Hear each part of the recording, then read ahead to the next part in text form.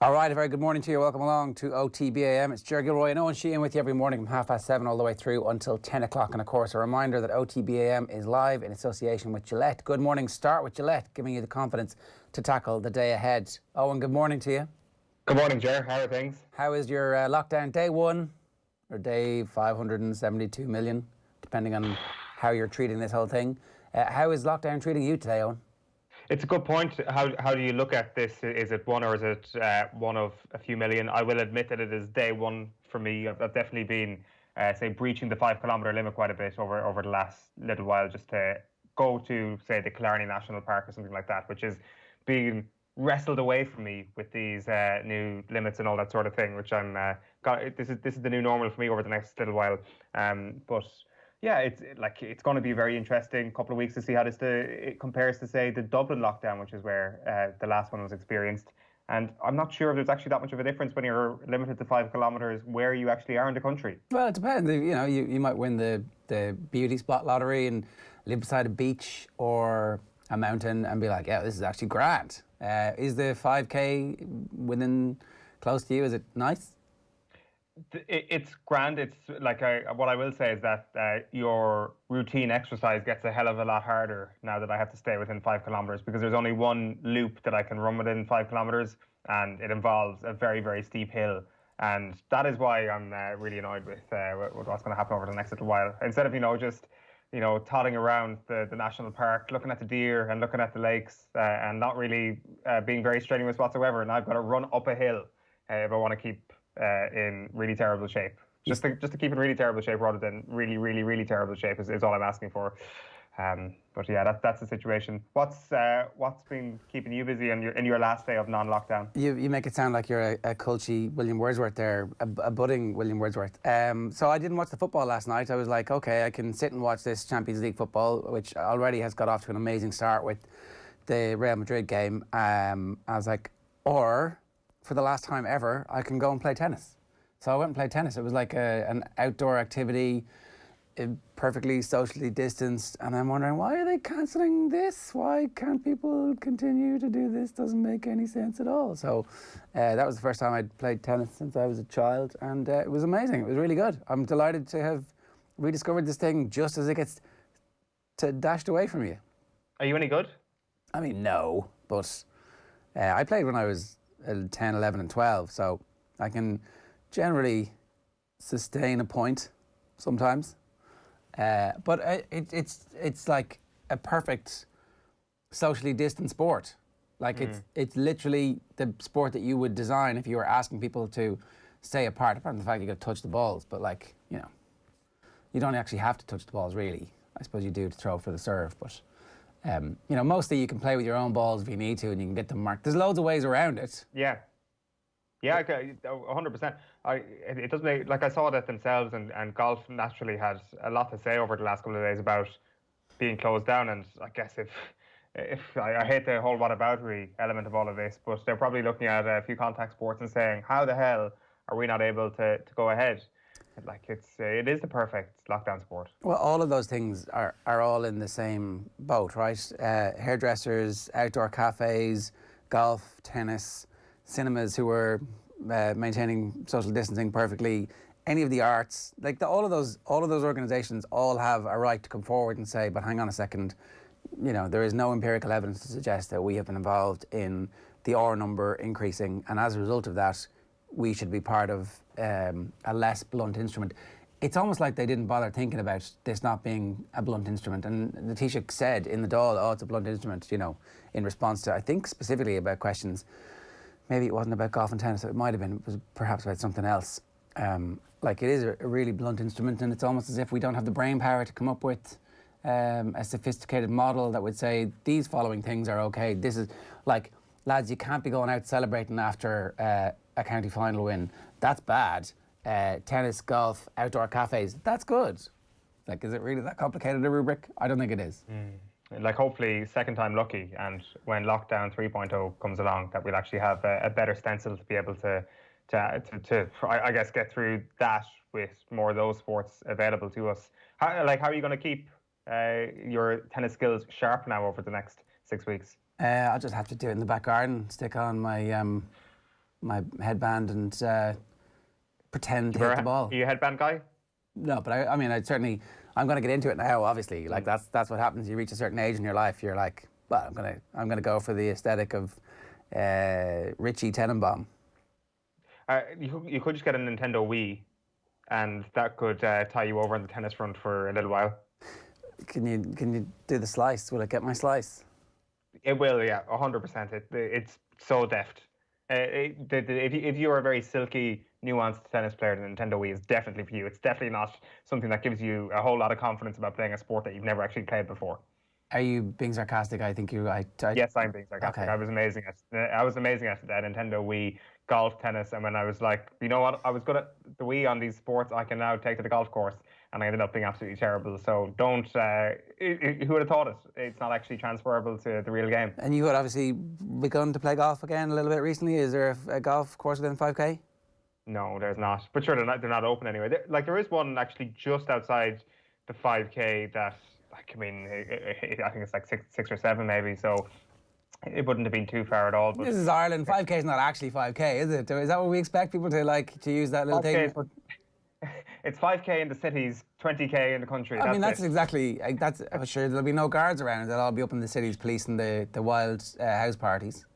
That's the unwritten rule in all of this. The nod and the wink from Micheál Martin. Basically, not written into his speech, but there was a little pause, and he looked at the camera the other day, and he was like, if you're not from a city, it means 20K. Obviously, not being serious. It's about a mile down the road. Everybody sees me driving around looking for a golf course. I did have a little bit of a mini quarter-life crisis where I did actually buy a golf driving net. Right, good idea. Yeah. For your back garden. Yeah. So it went up, and then I looked at the forecast and was like, gale force winds. Forecast overnight, so I took it down. So I got one day out of it. I bought it like 3 weeks ago. Stick it back up. I will be putting it back up over the next couple of weeks when I go absolutely crazy. The thing has been that there has been real golf courses to go to over the last little while to actually play golf, whereas now that won't be the case. So between running up hills and firing balls into that net over the next couple of weeks, it could be worse. That is a fair point. Right, what actually happened in the Liverpool game? I came back home and I was like, who's that guy dribbling out of the... That doesn't look like Mo Salah. He's shaping a little bit like him, but that's not Salah. Hang on a second. That's not Sané. What's going on here? Who are these people? Who are these imposters? And why is he bringing on a child? Why have Liverpool brought on a child for the last 5 minutes? It's a good question. I think that he probably feels a need to get a little game time into the likes of your Rhys Williams, who was the child who would have played last night for Liverpool. But you're right, he replaced his entire front three. He says it wasn't to do with fitness, which means that it was to do with their performance last night. It wasn't very good from their attacking trio. The own goal that was scored came from like a shocking cue from Sadio Mane that somehow found its way into Tagliafico's path, who put it into his own net. The big talking point, obviously, is going to be, and it will be over the next little while, how Liverpool responds to the absence of Virgil van Dijk. And Fabinho was man of the match last night. Joel Matip is still out. And Jurgen Klopp, really, in the aftermath of the game, talking up the fact that they looked really good as a partnership last night, Joe Gomez and Fabinho. And you just wonder if that's something that they'll persist with over the next little while. I accept that, Matip is a really good centre-back, but he's really injury prone. I wonder if you actually go for a partnership that will be cohesive as a result of just playing a lot of games together, which will be Fabinho and Joe Gomez. Now, the other drawback to that is that your midfield is going to be weaker without Fabinho in it. But I think on the evidence of last night, it's a very live option for Jurgen Klopp over the next couple of weeks. And certainly, looking at his quotes afterwards, it's definitely going to be something that he considers. Dominic King was on last night saying that, of course, in the World Club Championships, when an absolute emergency broke out, they played Jordan Henderson at centre-back, and they were impressed by how well he fitted in. Now, I don't know what quality of opposition it was. I can't remember which game it was. But is there a possibility that at some point we see a Fabinho-Henderson centre-back partnership axis?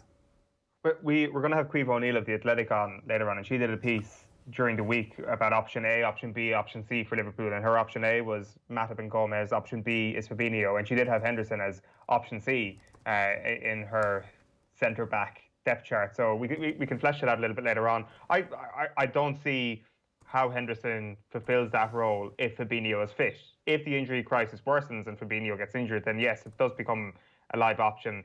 but I think Fabinho's form in that position, because we've got 2 big games there where he's played, and he's done exceptionally well in that position over the course of those couple of games. There were definitely question marks about Fabinho in that position, and like I know Nathan was saying that having Virgil van Dijk beside him against Chelsea, for example, was the reason why Fabinho looked so good. There wasn't any Virgil van Dijk last night, and the situation was hampered by the fact that you have Adrian behind you, and he looked amazing. Like, he really did. Maybe amazing is overstating it, but that one moment where Dusan Tadic gets in behind the back line, lobs the ball over Adrian's head, and it's going in on goal, and Fabinho just bicycle kicks it, bounces off the ground within 2 seconds, and is back into the line with the defence within a second and a half. None of this sort of getting your studs caught in the net business of clearing off the goal line, which you are absolutely entitled to do. Like, it's definitely to do with their languid style, but there is so much about Fabinho that is similar to Virgil van Dijk, even just their mentality around the game that they play, that they seem to be relaxed and a really calming presence at the back. Yes, I can't even remember who it was now. We've talked about this so much over the last few days because it's such a huge crisis for Liverpool. Somebody was saying that they don't think Fabinho has the same defensive instincts, and that his instinct isn't always to be... Was it Kenny at one point? Was that what we were talking about, that when we were talking about replacing him? Anyway, it seemed like last night his defensive instincts were laid bare, and they're not bad. So if anybody wants to get in touch with us this morning on this, we'd love to hear from the Liverpool fans. Are you happier? I mean, was it a bit of a power move to take off his front 3 last night and show that I can still win in Europe away from home with the kids? 0879 180 180 is the WhatsApp number. You can always get us using the hashtag OTB AM. Here's what's coming up on the show for you this morning. I'll tell you about all the stuff that we have for you between now and 10 o'clock. Caoimhe O'Neill, as we've said, is going to be along around about 20 past 8. We're going to talk about the Champions League with Phil right now. Sports Page is coming your way at 8.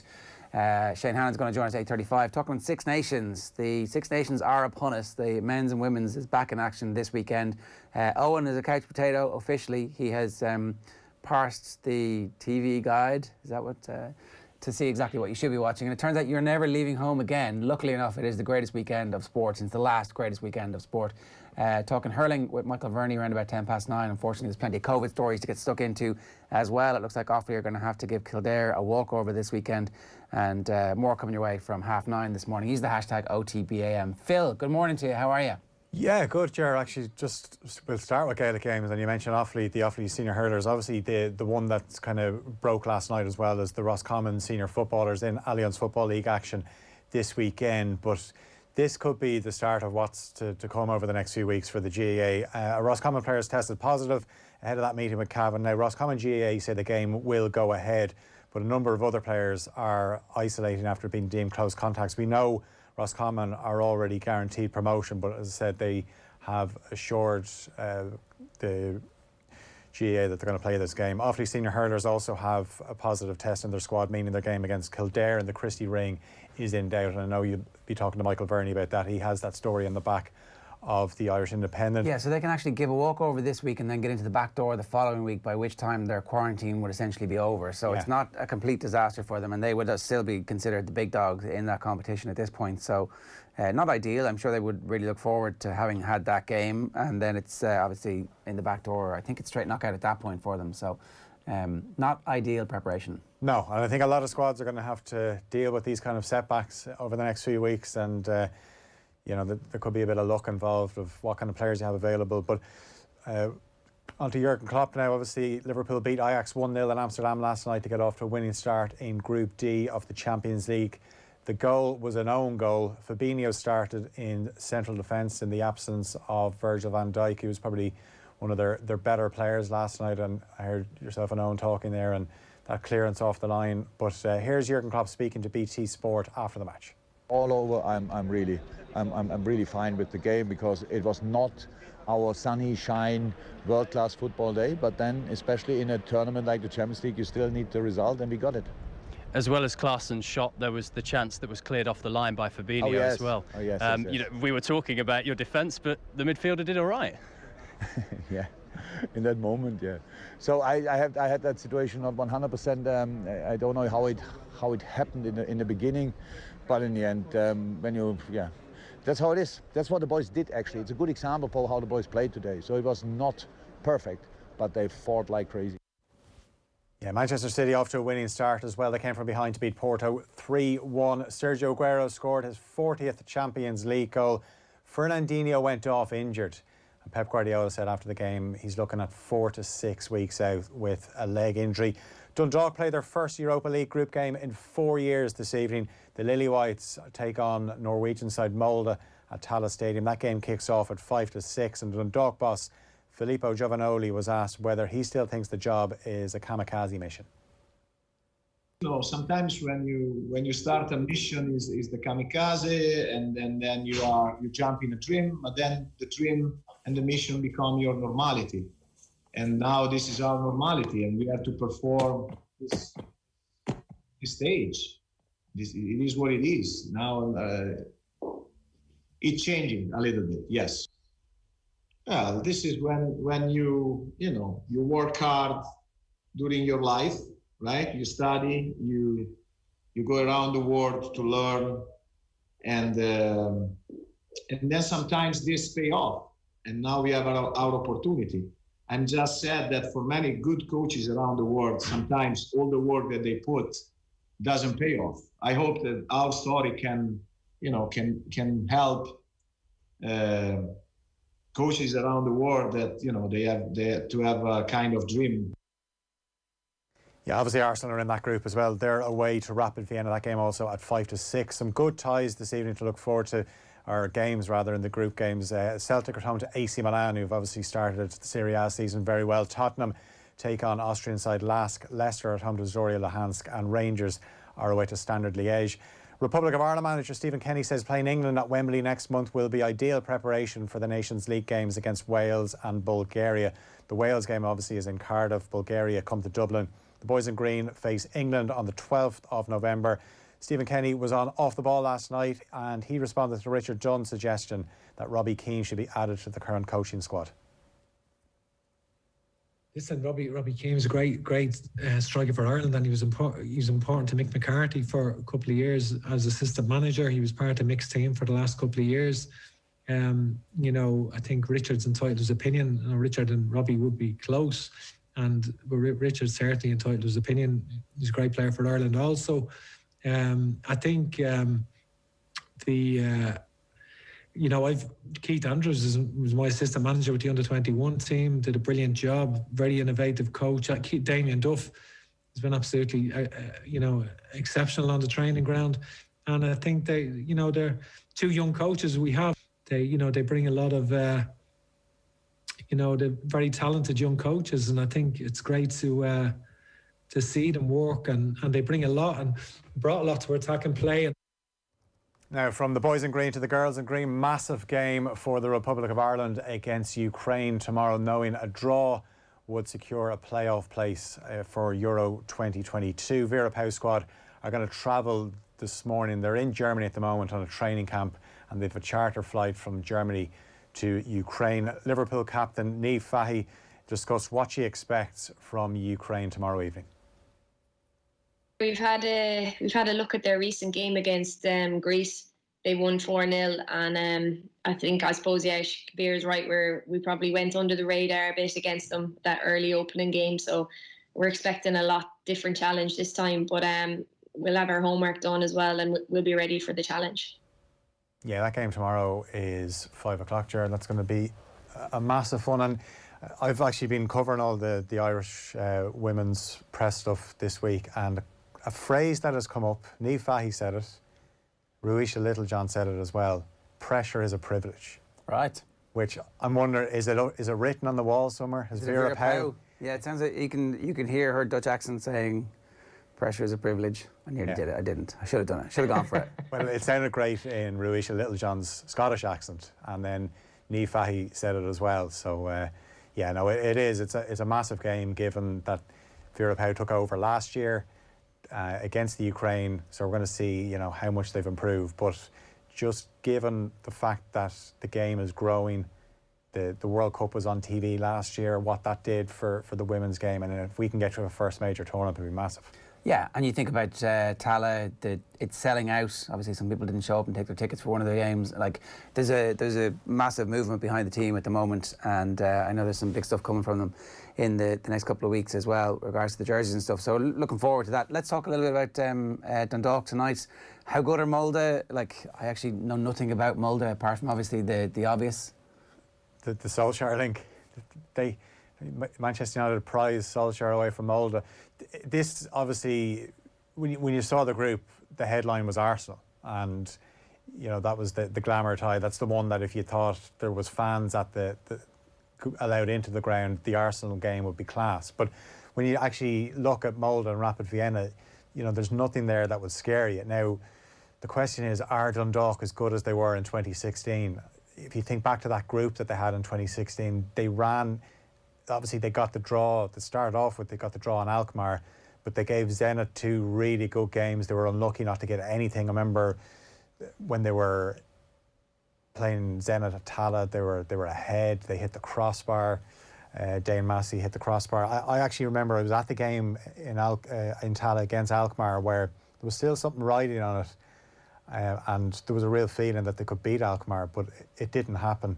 Maccabi they obviously beat as well, but I think Dundalk could be doing very, very well to get a win in this group, to be honest. Okay, is like a draw tonight a realistic expectation for them? I mentioned Alkmaar and how they got a draw in their opening game. I know that was an away game 4 years ago. If you can get something, if you can get a point, or obviously a win would be ideal, but even if you can get a draw just to get something on the board and gradually you can build a bit of confidence, I don't know what it's going to be like for Dundalk without having that home support. Those games at Tala a few years ago were actually so enjoyable. It was just great to see. It was obviously Stephen Kenny's team, and you were looking at a Dundalk team going toe-to-toe with some really good players. Like, you think of that Zenit team. I remember Witzel was playing for Zenit that night.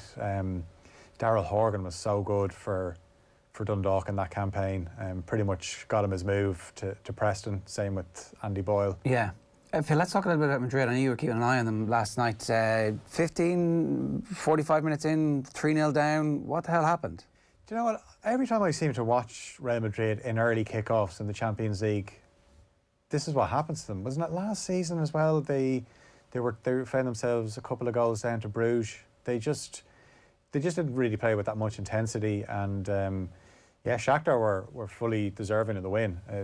Even when it got back to 3-2, you thought, right, Madrid are going to get something out of this, but Shakhtar missed a few chances. But even though Shakhtar were missing a load of players, but the thing is, once Shakhtar got out and they beat, I wouldn't even say, like, it wasn't a high intensity press from Real Madrid, but once Shakhtar found a bit of space and played on the break, then they always looked dangerous. So yeah, it wasn't great at all. The fact that they got to within a goal, you fully expected not only would they get a draw, that they'd probably go on and win it. But Sergio Ramos is missing. Yeah, he was sitting in the stand watching it. So obviously, every time something goes wrong, cue the camera panning to Sergio Ramos. Actually, I do love the directors. You see it in Italian football as well. When a goal goes in against one of the big teams, it does that little. You see that footage of all the players looking in despair. It just cuts from player to player. So yeah, it wasn't Real Madrid's finest hour. Obviously, they lost at the weekend, and they've got the small matter of a Clásico coming up this weekend. Yeah. So plenty for us to look forward to. I hope the Clásico made Eoin's couch potato list as well. We've got less than 60 seconds here. Liverpool taking off their front three without their icon at centre back, and yet they still win away against an Ajax side who still have some decent players. So all in all, I think probably Jurgen Klopp, when he thinks about it, is pretty happy with what happened yesterday. Yeah, it was just about getting a win. You look at that group, the tricky game is going to be away to Atalanta, and even if Liverpool were not to win that, which they've had a few troubles going to Italy in the last few seasons, the fact that they've beaten Ajax away now, they should be all right. Obviously, they'd fancy the chance of beating Ajax at home, and then they win the 2 games against Midtjylland, and then if they pick up anything against Atalanta, then they'll be fine. Fabinho was excellent in central defence. What I like about him is he's crisp in the tackle and he makes his mind up, and he goes in. There was obviously the one he cleared off the line. The interesting thing with the players coming off the bench, I thought Jota has obviously put his hand up for selection now this weekend against Sheffield United. He was excellent. All he was missing was a goal. Adrian will give Liverpool fans a minor heart attack pretty much every game. He got blocked down. There was obviously one where he bumped into Fabinho. where he tackled them. So yeah, it's going to be nervy every time the ball goes into the box. But there's going to be plenty of that coming. Phil, good stuff. Thanks very much for that. It is 7:56 this morning. I'm going to tell you about this coming up. It's our partnership with Cadbury FC. We've kicked off a brand new series of in-depth chats with some of the biggest names in world football. The 4th episode sees Harry Redknapp and Glenn Hoddle sit down for an in-depth chat. So stay tuned to OTB's social channels and OTB Sports Radio. Check out cadburyfc.com for updates on promotions and giveaways. We've got a very packed show to come this morning for you. Top stories coming straight after the ads. Going to talk more details really around what's going to happen with regards to Liverpool. Caoimhe O'Neill's going to join us at around about 8:20. Shane Hannon going to talk to us about an update what's going on in the world of sports, and then busy weekend for Irish rugby. I don't know how quickly we expect everybody to be brilliant again, Eoin. I think that if you look at the All Blacks game against, well, I don't know, maybe we're going too easy. The All Blacks' first game against Australia was really good, and then obviously the second game, the All Blacks came out and were absolutely sensational. So what should we expect from Ireland? Like a game that's a bit of a slugfest for 60 minutes and then we score 3 tries in the last 20? That's our traditional win against Italy. And you're saying that if we fall below that, it's a failure, because I guess... No, I would like to see the 4 tries scored early and as Alan Quinlan was like, throw the ball around. Is that going to happen with Ireland's first game back on the pitch, though, to actually have an improved performance against Italy than we would have actually been used to? I'm not sure it will, but at the same time, the players have all come back months ago. They've hit the ground running. This Six Nations weekend is like the last box to tick in the return of rugby. So the players themselves are up to speed, and this is just going to be like any other regular Six Nations camp, where the only sort of rustiness that might be present will be, I don't know, little combinations in midfield, or maybe in the back row or whatever, which will be addressed over the course of the next week, you'd imagine. So I think we should be back up to full speed, which means, scrappy win over Italy, a few late tries. All right, it's 7:58 a.m. this morning here. You're very welcome along to OTB AM. It's Ger and Eoin and Eoin Sheehan with you all the way until 10 o'clock this morning. If you want to get in touch, 0879 180 180 is the WhatsApp number. You can leave a comment on the YouTube channel as well. Tell us where you're watching from this morning and we'll give you a shout out. It's time to take a quick break, and we'll be back with sports pages right after these. OTB AM on OTB Sports Radio, Ireland's first and only sports radio station.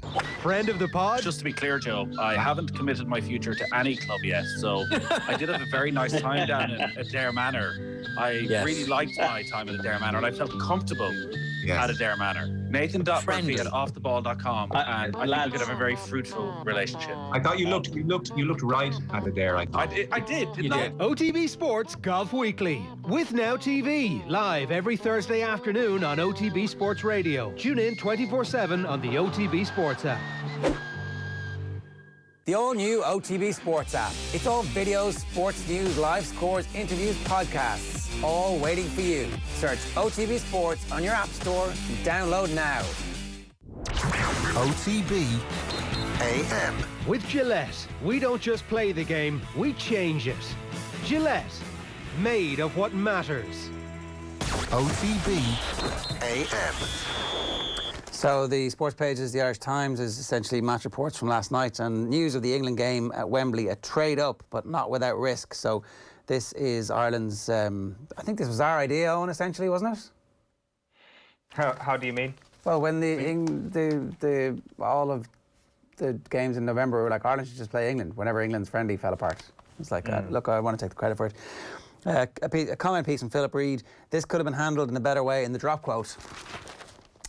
Last night, my daughter could go football training in her pod of 15 players on one side of a pitch. Tomorrow, she can't go golfing in a group of 3 or 4 on a golf course of over 200 acres. Where's the sense in all that? This is the problem, I think, that any legislator has at the moment. It's that you're making rules that apply or that are designed to give everybody a signal and are supposed to be symbolic in some way of like, oh, this is lockdown, we've got a vice-like grip on everything. And it's just people they can't see the sense of not being able to call around to somebody's garden and responsibly visit people. That's, I think, at the heart of this. It's like, it's the whataboutery that we were talking about a little bit earlier on. The Telegraph this morning, Woodward and fans plea after 70 million blow. That was expensive. Ed Woodward, the Manchester United Executive Vice Chairman, has hit out at government inconsistencies over fans not being allowed back into stadiums after it was reported that the COVID-19 crisis has cost the club around 70 million in lost revenue. That's last season, so obviously those losses are rolling. And then obviously that's a brilliant picture as well of Fabinho's goal line clearance. And as Owen pointed out rightly, no studs in the net from Fabinho. The back page of the Mirror this morning, damn right, no Van Dijk, but battling Reds gifted victory by comedy own goal. And Gio out to make his points. This is tonight Dundalk against Molde, and rage over underage. So people are very angry about the fact that the minor and under 20 games were cancelled, although somebody did get in touch with us on Twitter to say, can anybody rightly say that there wouldn't? Oh yeah, Anastasia says all GAA should be ceased, but to think that an under 20 team would win in All-Ireland and then return quietly to their household without celebrating with others would be naive in the extreme. Was it the minor team who celebrated with Harry Potter? It wasn't the under 20s, yeah. No, it was the minor team. Well, sure, he can just magic the COVID away, can't he? The Irish Sun this morning. Hashtag Taliafico own goal, a gift for Cop. See what they did there, Owen? I certainly did. Very, very good. That's the place where that's where you want to be locked down. You want to be locked out at Amsterdam. Oh, so, sorry, missed our chartered flight back to Liverpool there. Not going to be able to fulfil that fixture at the weekend. Sort out your own defensive problems, Jurgen. We're stuck here forever. Mason Rapp, we'll come back to this in a minute. Mason Greenwood angered Ole Gunnar Solskjaer after twice turning up late for training. This is one of those situations where he just better get his grip around it pretty quickly, otherwise it might go pear-shaped. The Daily Star. It's Geo time for Dundalk, and damn lucky. That's Klopp. That was not sunshine football, and no Aviva return for England. So that's an exclusive that Paul Lennon has. Ireland, we're looking for England to come back and play in the Aviva next year to celebrate the 100th anniversary of the FAI. So it turns out they're not going to come, and we now are going to be looking for a game against, there's a couple of other teams there that were named, Germany, Italy, France, Spain or Holland. It's the FAI 100. So we can talk about that again. The Guardian, back page, Dutch courage, own goal helps Liverpool to dogged win in Amsterdam. And then Mikel Arteta takes the blame for Ozil exclusion after player hits out. So Mesut Ozil went on one of his social platforms yesterday to say how disappointed he was and that loyalty hadn't been returned. And Arteta says, my job is to get the best out of every player. Here I feel at the moment today that I have failed. I want the best possible Mesut for the team, and in some moments I was able to get close to that, and at the moment I have not been able to do it after he left him out of the Premier League squad, which is quite the indictment of everybody. Fiery City fight back for victory is the London Times, Greenwood's discipline rap, and Premiership bars all Lions. Premiership Rugby will block all of its players appearing for the British and Irish Lions in a historic test against Japan at Murrayfield. This is one of those very rare home games where the Lions plays in Ireland or never, Scotland, Wales or London. After the Premiership rejected two proposals designed to avoid a clash of dates. So the World Rugby calendar hasn't quite been fixed just yet, and maybe the Lions need to sell a little portion of the Lions to the venture capital company who owns the Premiership. The Racing Post doing a nice job. Patrick Vieira in Nice. Did you get that? See what they did there? Nice. And then Betfred boss Dunn hits out over shop closures in England. They've closed the betting shops. The Irish Daily Mail this morning, Rozzy crisis. We'll get into this a little bit later on. Michael Verney, players go into quarantine after COVID outbreak. Roscommon's preparations for Saturday's National Football League clash with Cavan were thrown into chaos last night. Several players were forced into quarantine after a squad member tested positive for COVID-19. Up to 9 other Roscommon personnel are being treated as close contacts, all of whom travelled with the positive case to the Armagh Athletic Grounds last weekend.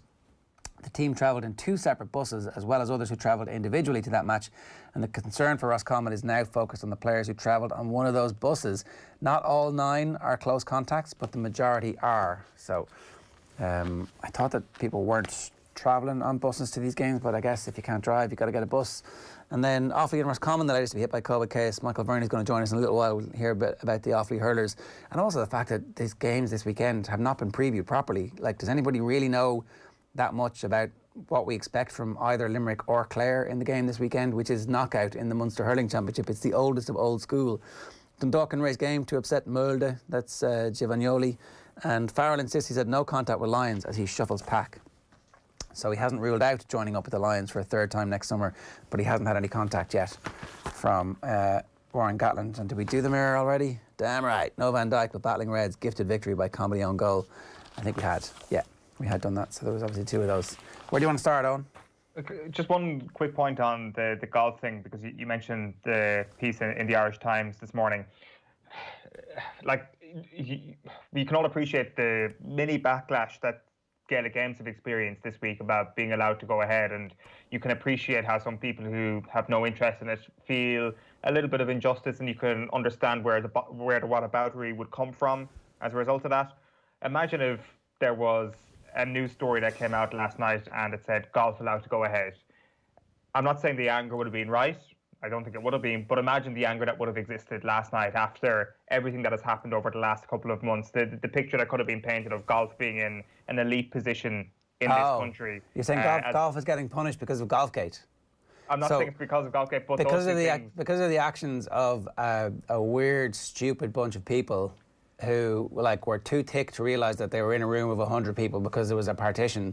Because of the actions of those clowns, we now can't let the rest of the country go and partake in a very healthy leisure activity in the outdoors, which is, again, if you were to design a template for something that you could do in times of social distancing, but because of those clowns from Golfgate, we're not allowed to do it. That's what you're. That's a good point, Eoin. I hadn't even thought about the whole. Whoosh, let's tar that whole sport with that brush. The point is that it's a very smart political move. It wouldn't have been a very smart political move to make an exception for golf, given Golfgate. That's my point.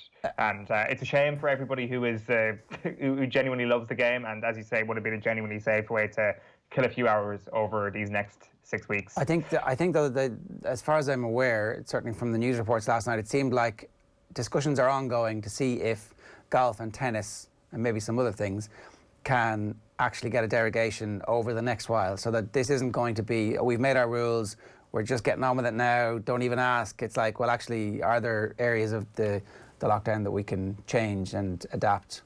We'll see. We have breaking news this morning from Waterford GAA.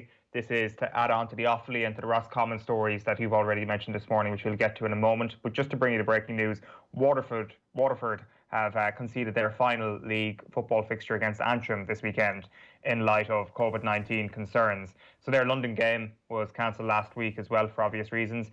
So it was reported yesterday that 6 players had a concern about the fixture going ahead because they'd have to travel up to Antrim. Waterford say that they would have played in a neutral venue in Dublin, but wouldn't travel to Antrim, and Antrim couldn't accommodate that neutral venue proposal. They say that the things were considered were the personal family circumstances of a number of players, and they also said that some employers had stipulated that management and players would have to isolate after 14 days after returning from the north, and they reiterated that they would have played the game in one of the 26 counties. So that is the latest fixture to fall foul of everything that's going on at the moment, and they're out against Limerick, I think, in the first round of the Munster Football Championship.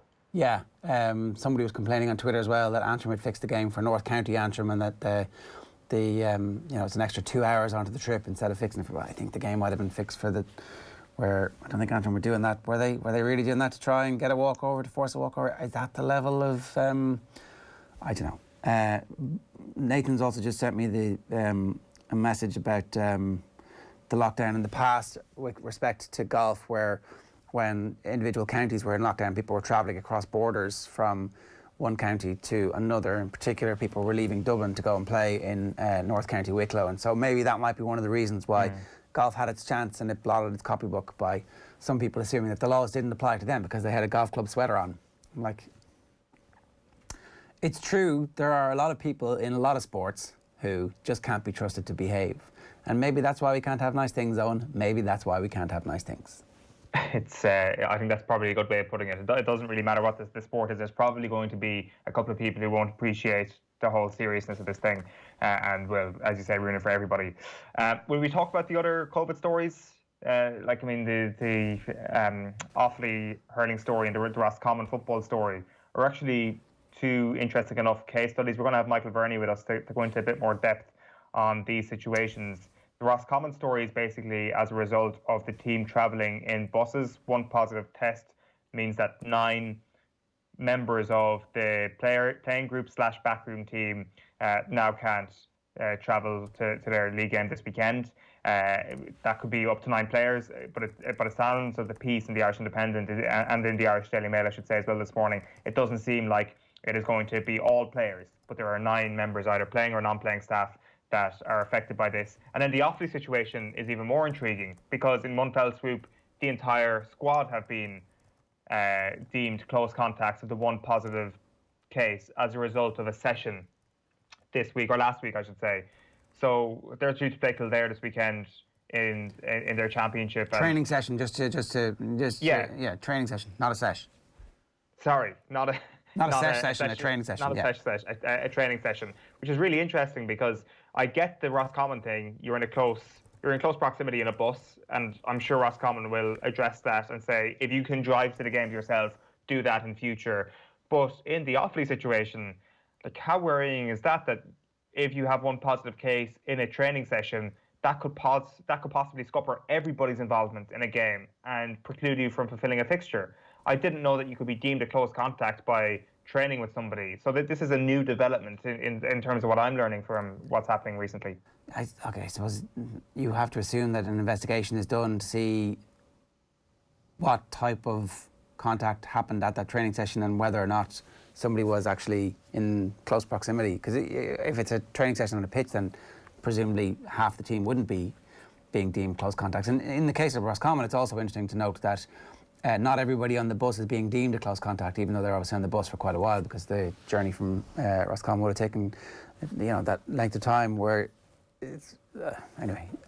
A lot of this, like when you listen back to Stephen Kenny speaking last night, he is still, in his own words, livid about the fact that Conley Nita couldn't play because it was under 2 metres, and they would have been allowed to play in almost every other European country where the barriers are 1.5 metres. And there's obviously the measuring tapes are out to see who's available and who isn't available, and in many ways it's kind of ludicrous, but it's also the world that we live in at the moment. So we're going to have a lot of this, I think, over the next while, right? That's what's going to be the way that this works. And again, I think the point that we've made, the best ability is availability, and so the teams who manage their bulk of their players through this as best as they possibly can are going to be the teams who have the most available players for selection in the latter stages of the championship. And it might come down to somebody being a close contact and not being a close contact, and the distance of half a metre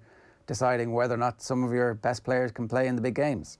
And Tommy made a good point in our pre-show meeting as well. What about the players who don't have driving licenses and can't drive themselves to games? Like, got to call into question a close contact. Whoever's living in your bubble, give them a lift to the game. Like, that is the level that you legitimately have to go to now, because you cannot afford to put GAA players on a bus together. That is a fact. The Roscommon thing has proven it. I actually think the Roscommon thing is really like Ireland going to Slovakia and suffering the same fate, where like a section of the bus was deemed to be everybody within 2 metres. Obviously on a plane that number is reduced considerably, but you can't be getting onto a bus for an inter-county game at this point if you have any designs on being safe in the knowledge that you can play a week later.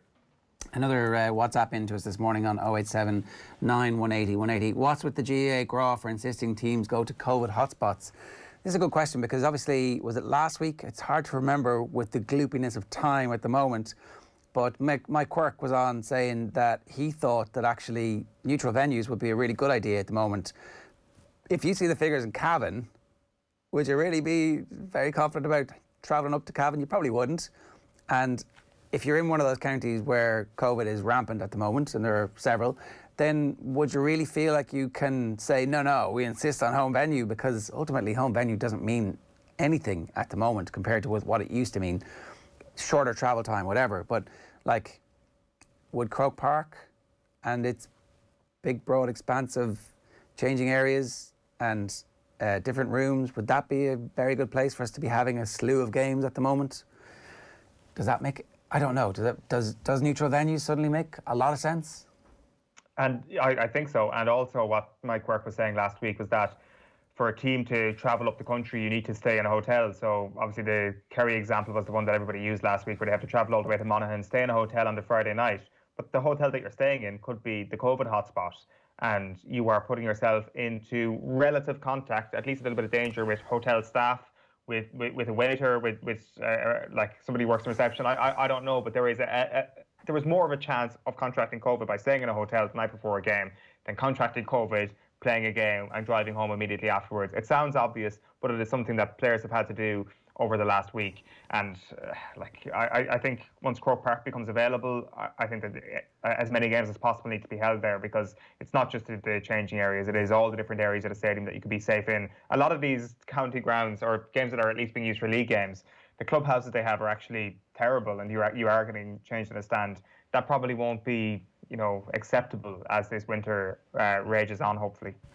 Okay, if you want to get in touch with us this morning, 0879 180 180 is the WhatsApp number. You can use the hashtag OTB AM. Stephen Kenny's exclusive interview last night on Off the Ball is available to listen back to on the OTB Sports app. It makes all the newspapers this morning. He's talking about Robbie Keane not really having a role with Ireland, and he's also talking about how livid he was with the situation where his best players, particularly his best attacking players, weren't available to him when he looked to the bench or even to start the game against Slovakia. But he put up a fairly staunch defence of his team, his coaching ticket, and the quality of football that we've been playing. Really interesting stuff for him. Always compelling to hear him talk, and that was on the back of the announcement that Ireland are going to be playing England in a friendly in next month. It is now. So a reminder, OTB AM is live every morning in association with Gillette. Good morning. Start with Gillette, giving you the confidence to tackle the day ahead. It's 17 minutes past 8 this morning. Let's speak with Caoimhe O'Neill about the situation at Liverpool. Caoimhe, good morning to you. First off, I did want to chat a little bit about what was the move behind Jurgen Klopp taking off his attacking triumvirate and changing the team around, because it in one respect you can read it like a power move. It's like, look at the quality of footballer that I have, that I can go away to Amsterdam or whip off this world-class attacking trio and replace them with these guys who actually, it turns out, are pretty good as well. See my works. Look at my power and dismay, whatever the rest of that Ozymandias line that I'm butchering is. Yeah, it did feel like a real show of strength, didn't it? I think it was, it took us all by surprise. I don't think anyone in history, maybe you'd have to look it up, have took off the front three and replaced them with three other players. I think with obviously what's happened to Virgil van Dijk, maybe Klopp sort of, trying to say, I'm going to look after me players moving forward in the season, which is something he's really good at. Obviously, injury worries are more of a concern for Liverpool now. But, to bring on the likes of Diogo Jota, Shaqiri and Minamino, I think just shows what kind of strength and depth Liverpool have now, and that hasn't always been the case. For a long time we used to look at Man City's bench and be like, wow, that's just unbelievable. Now Liverpool can look at their bench in that way, and to go and reclaim a title, that's what you have to have at your disposal. And is part of that to try and give everybody the sense of confidence that we don't have Virgil, that's grand. Look at the rest of you who are here, and I'm going to put responsibility on you now. Yeah, I think obviously he spoke after the game and said, Sadio Mane was playing with a dead leg, so that's why you're seeing him come off, and he was iced up after that. Not a major concern. I think players play through similar things like that all the time, but I think it was almost as if now we'll look forward to Sheffield United at the weekend, give those players that half an hour rest. And, it was quite interesting to see him do that. But I think, given a debut to the likes of young Reece Williams, who's just 19, he's, with Van Dijk being injured, he's one of the centre-back options. And then, obviously, what a show of strength as well from Fabinho, who's, is he even a defensive midfielder anymore? Because he's one of the best centre-backs I've seen after last night. That's a really interesting talking point. And I mentioned your piece at the top of the show where you went through the options to replace Van Dijk over the next little while. And I think you had Fabinho as your plan B at this point. On the evidence of last night, does he age towards plan A? Do you know what? You'd think so, just because of his show and his display at Stamford Bridge as well, and that 2-0 win. He was just so competent. What I love about Fabinho is he just loves to tackle. He'll tackle anyone, anywhere. That's his nature, that's his game. That's probably a strong point. His positioning as well is something that is just defensively, minded, that he just knows where to be. I don't think you always get that, with other players, but then obviously we've got Joel Matip to come back in at the weekend he had a bit of a tight hamstring, so he didn't travel with the squad to Amsterdam. So, you know, whether Klopp throws him back in at the weekend, you know, we know Joel's strengths as well. You know, he is a natural centre half, so it wouldn't be no great shock to see Fabinho return to the midfield, particularly with maybe Thiago, whether he's recovered fully from the little knock he took at Goodison Park. But it's going to be interesting. I mean, you know, what a story this will be if Liverpool can go and reclaim that Premier League title after, you know, suffering so many setbacks the past week. And I think that win at Ajax last night was really needed, just to give them that confidence, and especially the likes of Adrian. You know, Alisson will hopefully be back before the end of the month, but I feel like that clean sheet was important to him as well, just, you know, in sort of giving him that momentum going into important Premier League fixtures. He didn't look very comfortable under crosses, and there was the one at the very end where he comes out and he flaps at it, and really the Ajax player should have hit the target at least and made somebody clear it off the line, and they might have done again because there was a thicket of bodies to try and get through. But like, is everybody confident that the goalkeeping situation won't change, that Adrian is going to be the number 2, that Alisson is going to be back soon enough, so that this is a short-term issue as opposed to something that might be medium-term?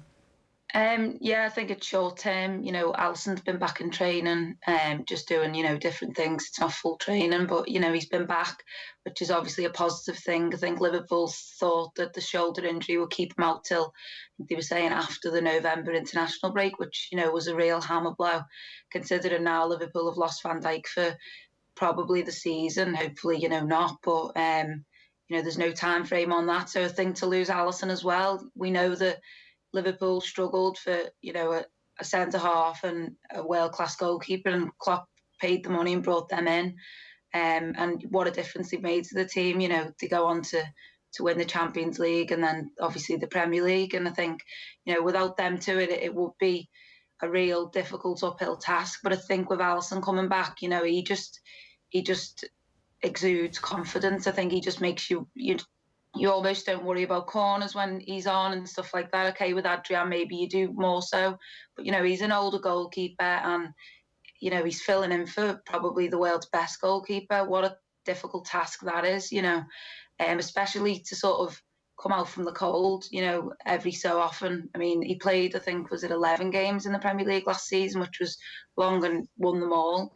Obviously, you know, he stepped in again, and I'm just happy that Liverpool got the first win of October, which felt like a long time coming.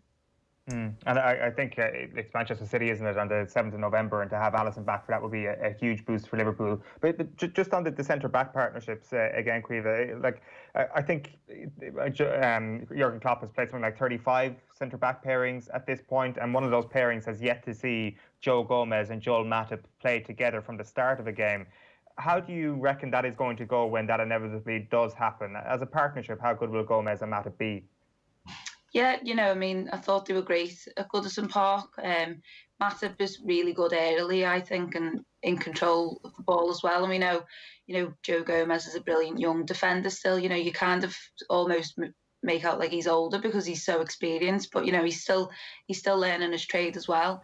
I think they've played together before, but obviously Gomez has been at right back, so they've never started a centre half together, which is, you know, like you say there, Klopp's paired 35 different pairings together, and they've never been alongside each other. So, you know, it will be interesting to see. But I don't know, it seems like this Liverpool team are a little bit angry about what happened to Van Dijk, and, you know, I feel like that's something that, you know, is almost driving them on now. You could sort of see that in the performance last night. You know, they're not happy about losing, you know, the world's best defender, but they've got opportunity knocks now for, you know, like I mentioned, Rhys Williams coming on to make his debut in the Champions League, a young centre half. You know, he was playing for Kidderminster Harriers in the National League North last season on loan, and now, you know, he's appearing in the Champions League. You know, Klopp's now got players that he's, you know, bringing through, and you know, I think that was such an important win, and I just think, you know, if Matip is to start alongside Gomez at the weekend, you know, I'm fairly confident that you know, they can they can keep another clean sheet. I mean, you know, it'll be interesting to see, but it's also difficult on the back of Fabinho having been just a complete master last night, that you sort of, Klopp's got a big decision to make, which he probably wouldn't have thought he would have this issue after losing Van Dijk, but here we are. You mentioned how angry the Liverpool players were and how charged this whole thing was in the aftermath of Van Dijk's injury on Saturday. How much of that do you think was actually a negative going into last night's game? This overarching sense that we've lost our spiritual leader, and it wasn't exactly water off a duck's back when it came to Jurgen Klopp. He wasn't exactly hammering home the idea that they're going to be okay without him. Did that ever seep in your view, that it actually could be a negative? No, I don't think so. I think, you know, obviously it's all the eyes were on Liverpool last night, hoping for, you know, just a capitulation similar to that of Villa. But, you know, Van Dijk was on the pitch that night at Villa Park. You know, he you know, he's a brilliant defender, but you sometimes can't happen. You can't stop games happening like that. I just think, obviously, it's, you know, it is a massive blow to Liverpool to lose him, but, you know, other players have got to step up now, and Liverpool have got to prove that they are, you know, Premier League champions without Van Dijk. You know, a lot of people were sort of maybe trying to say, you know, they were almost winning things because of him, and, you know, there's a lot down to just, you know, him being on the pitch. I think, you know, I've said it a lot before, but I think Minan could play alongside him. Like, he's that good of a defender. He can carry anyone through a game. And, you know, now not to have that leadership, it's other players like Joe Gomez, Joel Matip, Fabinho, who have to step up. And, you know, I think they will do that. It was obviously, you know, so unfortunate to lose Van Dijk because he is such an imperious, colossal, you know, he's a leader. You can use all these words for him. He's an unbelievable player. So that loss was always going to be felt. But I feel like Liverpool now need to just, you know, tap into that mentality monsters mantra almost, and, you know, and just keep pushing through, because, you know, Van Dijk's to come back in March, maybe late April, hopefully before the end of the season. They want to be sat up, you know, in the Champions League and the Premier League, and they want to be pushing for trophies. They don't want to lose Van Dijk and not win anything this season. You know, they're hungry to win, and I feel like they do have leaders all over the pitch as well. I think you look at the likes of Jordan Henderson, who's obviously the captain. I think he's so big in setting the tone for Liverpool, and you know, they've got those players all over the park. So, you know, I think it's obviously a worry, but, you know, Liverpool will keep driving forward now. They've managed to give themselves a siege mentality, despite the fact that they've been one of the best teams in the world over the last 2.5, 3 years, which is, I guess, when you're the manager, you know, it's not fake. It's clearly not fake. He's obviously unbelievably angry about what happened at the weekend, but it's also suitable for, it helps him that the team sees him being so angry, because it does create that siege mentality. Yeah, I think, you know, Klopp's just, you know, you've seen him at the end of the derby smiling along with Ancelotti. You know, he's such a charismatic manager, and I feel like, you know, in the dressing room, the type of person he is, the players just want to run through brick walls for him. You know, you don't always have that with managers. I think he does instill a sense of, you know, I'm going to do whatever I can to, you know, to be in his first team, and to do whatever I can to, you know, keep the performances to the level that he demands and that they should be at for Liverpool. You know, I mean, you talk about Van Dijk on the pitch, but, you know, off the pitch is certainly Jurgen Klopp is, you know, an unbelievable leader for Liverpool. And I think, you know, that siege mentality you mentioned is it's just another layer to this, you know, incredible sort of thinking which goes into Liverpool and what Jurgen Klopp has created. You know, he's transformed this team from, you know, nearly men to champions, and I think, you know, that'll only continue. This is something now that feels like Liverpool will use it to their advantage, which, you know, feels crazy because, you know, Van Dijk's out, but obviously, you know, now it feels like something they can get angry about, and, you know, Klopp will have them. That suits him. That suits him down to the ground. It's back to his heavy metal days. I did want to ask one last bit. So, with the exception of Thiago, there hasn't really been that much that has leaked out by way of transfer targets that Liverpool have actually gone on to sign. They've generally done their business off Broadway, where we are unaware of it until it's literally announced in some cases. Maybe you hear about it the week of, but then it goes through really quickly. There haven't been too many drawn-out sagas in the past that I can remember. what do you expect to happen in the winter transfer window? Is there any sense that actually now Liverpool might look to shore up at centre-back, or maybe shore up the second string goalkeeper, or anything else that they might actually be looking at? I'm sure that, there'll be a plan in place for Liverpool that, they're very good with that kind of thing. I wouldn't be surprised if there was a list of targets already drawn up, but it wouldn't also surprise me if they didn't buy anyone in terms of a centre-half. Klopp has been very adamant that he's got Fabinho there as that cover, but obviously losing Van Dijk and selling Dejan Lovren in the summer, I do feel like Liverpool need to make a move in the market for a centre-half, particularly with Joel Matip having, a tight hamstring this week, and what if he's not always fit, and obviously Joe Gomez has had his injury struggles in the past, so I think to be without a senior centre half, Klopp is willing to bring on someone like Reece Williams, but at the same time, I think having someone more senior there would be just a massive thing, but obviously at the same time he could probably go through the season just with Fabinho as that cover, but if more injuries strike, you would like to think there's a fourth sort of option there. So it wouldn't surprise me if he does move. I'd even have a clue what kind of player he would go for, because you're bringing in someone that's probably just going to play for 6 months maybe while Van Dijk's out, and 5 or 6 months, and then do they just sort of become that fourth option, or do they come in as wanting to partner Van Dijk when he's back? So it's quite an interesting sort of discussion to be had there, isn't it? I think in terms of a second sort of string goalkeeper, I don't think Klopp will be, he'll be hoping and praying that Alisson can stay fit, because if Alisson stays fit, he plays every game forever pretty much. So I don't think he'll be looking to replace Adrian, but I mean, you never know. You kind of look out in the market and think, who could he bring in that would want to be comfortable coming in and pretty much sitting on the bench and waiting for these rare occasions when Alisson is injured. So I think he's got someone in Adrian that he does trust. For all the talk about his goalkeeping ability, it's someone that Klopp does trust to be there. So I'm not too sure whether we'll see Liverpool spend a massive amount in January, but a couple more injuries and then maybe they'll be pushed to move. All right, good stuff. Caoimhe O'Neill, thanks a million for joining us this morning. Thank you. It's Caoimhe O'Neill there from The Athletic, giving us some thoughts on the Liverpool situation after their 1-0 win in Ajax, in Amsterdam against Ajax last night. 8:34 this morning here. 0879 180 180 is the number if you want to get in touch with us. Tell us where you're watching this morning. We'd love to hear from you. We had people from Thailand, Sydney, Cape Town, Manchester, far-flung Manchester getting involved in yesterday's show. We'd love to hear from you today as well. OTB AM is live in association with Gillette.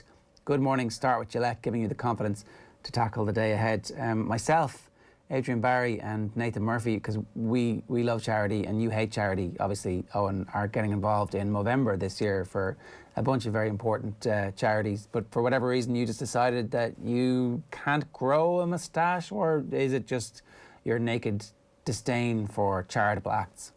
Both of those things.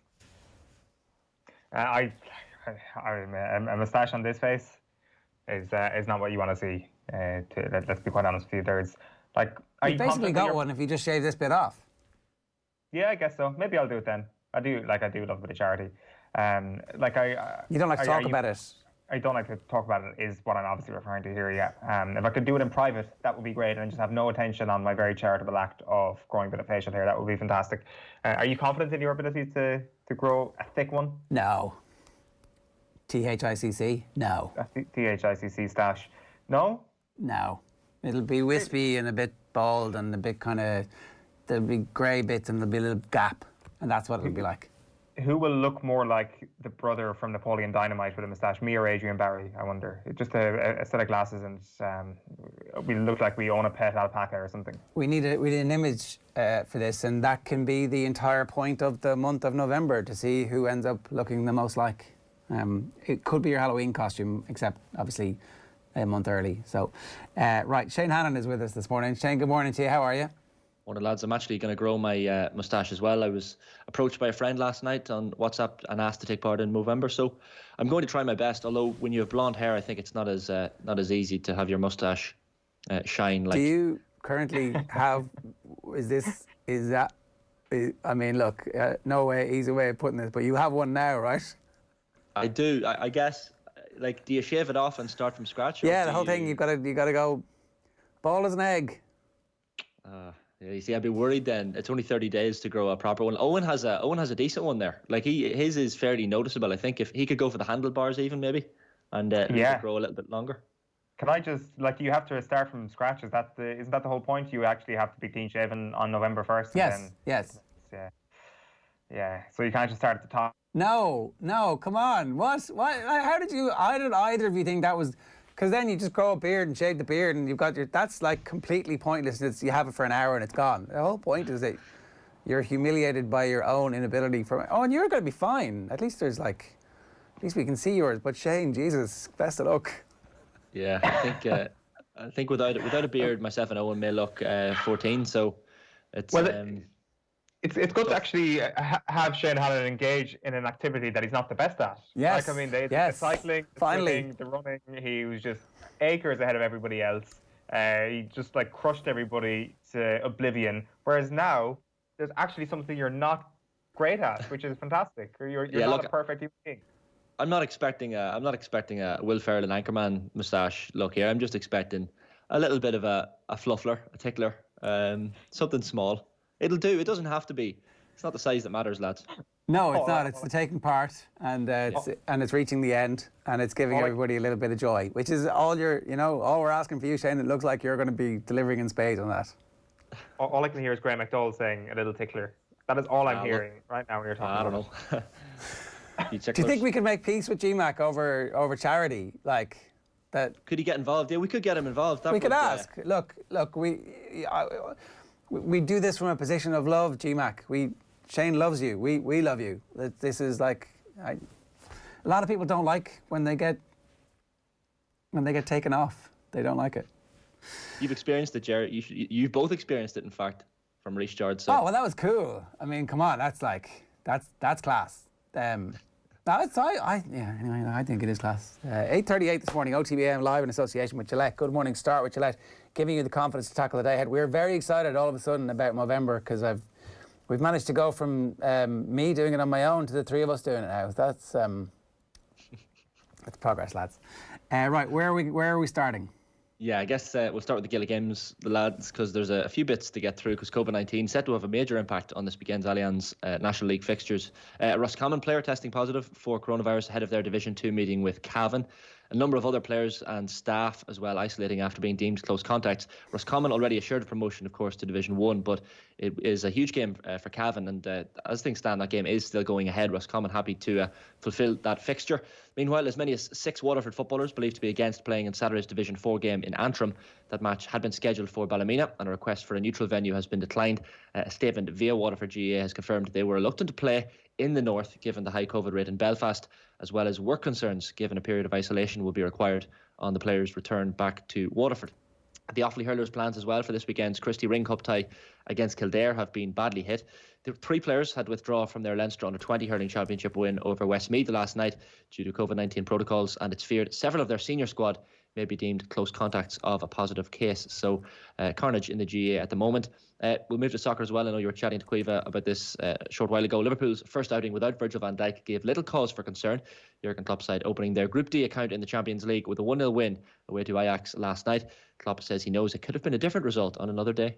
We could have done better, so we know that. I don't care in a moment. We want to win the game, we did that, but now we don't hang the clean sheet too high, because there were 2 situations where we were not far away from perfect. But that's it. And how is that for tonight? Absolutely okay. While in Group C, Manchester City came from behind to beat Porto by 3-1. Midfielder Fernandinho was forced off injured late in that game after coming on as a substitute, the latest in a series of injury concerns for City. Their manager Pep Guardiola says it doesn't look good for the Brazilian. Bad news. Probably his leg will be, I think, 4-6 weeks out. Yeah, it's a big blow for us, because with this amount of games, no people there, we need it, but it's what it is. Among last night's other games, 13-time European Cup winners Real Madrid were handed a humiliating defeat 3-2 against the second-string Shakhtar Donetsk side. The Ukrainian champions arrived in Madrid without 13 first-team players after 19 positive COVID-19 tests throughout the club left them needing to call up youth team players. Holders Bayern Munich, meanwhile, extended their record run to 12 straight wins in the competition as they thumped Atletico Madrid by 4-0. Winger Kingsley Coman scoring a brace in that match. Now, Dundalk play their first Europa League group game in 4 years this evening. Filippo Giovagnoli has a near full-strength squad to choose from for their meeting with Molde. Kick-off at Talis Stadium in that game is at 5-6. At the same time in the group, Arsenal kick off away to Rapid Vienna. Mesut Ozil looks to have played his last game for the club after being left out of their domestic and European squads. Boss Mikel Arteta says he's sorry things have worked out this way. I feel at the moment today that I failed because I want the best possible message for the team. And in some moments I was able to get close to that. And at the moment, I haven't been able to do it because I have to make the decision to leave him out of the squad. Also at 5-6, Rangers are away to Standard Liège in the Europa League. Elsewhere at 8 o'clock, Celtic are at home to AC Milan. Tottenham Hotspur entertain the Austrians of Lask, while Leicester City are at home to Ukrainian side Zorya Luhansk. Irish golf courses are closed as of today. 48 hours of intensive discussions between the country's golfing bodies and Sport Ireland failed to keep them open. Bad news for golf fans across the country. Tennis courts, though outdoors, will remain open. Meanwhile, Adam Scott has been forced to pull out of the Zozo Championship in California after contracting COVID-19. Rory McIlroy plays alongside Phil Mickelson and Webb Simpson today, while Tiger Woods returns to action alongside Matthew Wolff and Xander Schauffele. And finally, for me this morning, Mason Greenwood has been warned regarding his discipline by Manchester United, with the 19-year-old's late timekeeping a particular issue. Greenwood, who enjoyed a breakthrough season of 17 goals last season, was not only going to Solskjaer's squad for United's past 2 games. Those were the wins against Newcastle and PSG, both away from home. This warning from United follows Greenwood being sent home last month from Iceland when he was abroad with England. Himself and Phil Foden breaching COVID regulations that time when each invited a woman to a room at the team hotel. So it's been a bad few weeks for Mason Greenwood, lads. Yeah, especially with Cavani coming in as well. I didn't. So that statement came through late last night from Tennis Ireland. Is that an interpretation from them, or is that like an agreed interpretation? Is that like that gym owner saying, this doesn't apply to me? So Tennis Ireland said in a statement that it interpreted the government guidelines to mean outdoor courts should remain open for the purposes of exercise and youth training. Right, that's interesting. And it's you can play singles and you can play doubles only with someone from your household, and of course you have to live within 5 kilometres of the courts themselves. So, and very strict regulations for those who do play. So, I guess it is their interpretation. Yeah, and the golf clubs, is that done? Is that finished, or can they continue to lobby? That's done. It's finished. No golf courses open for the next 6 weeks across the country. Now, they are still trying to decipher if driving ranges and practice sessions can go ahead, but it seems unlikely at this point. It could be a case where if the numbers go down, that golf courses open as they did in the last lockdown a little bit earlier than planned. But as things stand, for the next 6 weeks, no golf in Ireland. Right, I think that's a pity. Driving ranges would make no sense. Like, I mean, playing out in the golf course is safer than a driving range. Now, a driving range is also safe, obviously. Yeah, but I wouldn't understand why they would allow that to happen and not allow full-blown golf courses to reopen, you know?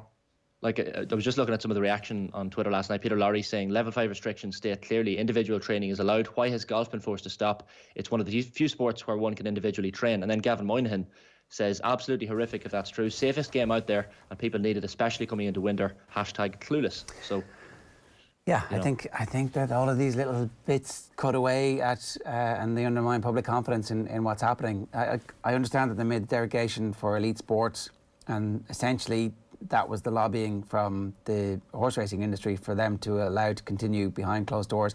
That was really valuable that they did that in March for those 10-15 days, because they got to learn a lot about it, and then they came back, and I think that industry would have collapsed if they weren't allowed to continue. So that happens. Professional rugby happens because they're involved in international competitions, and that industry would collapse if they didn't. Professional football is going to continue.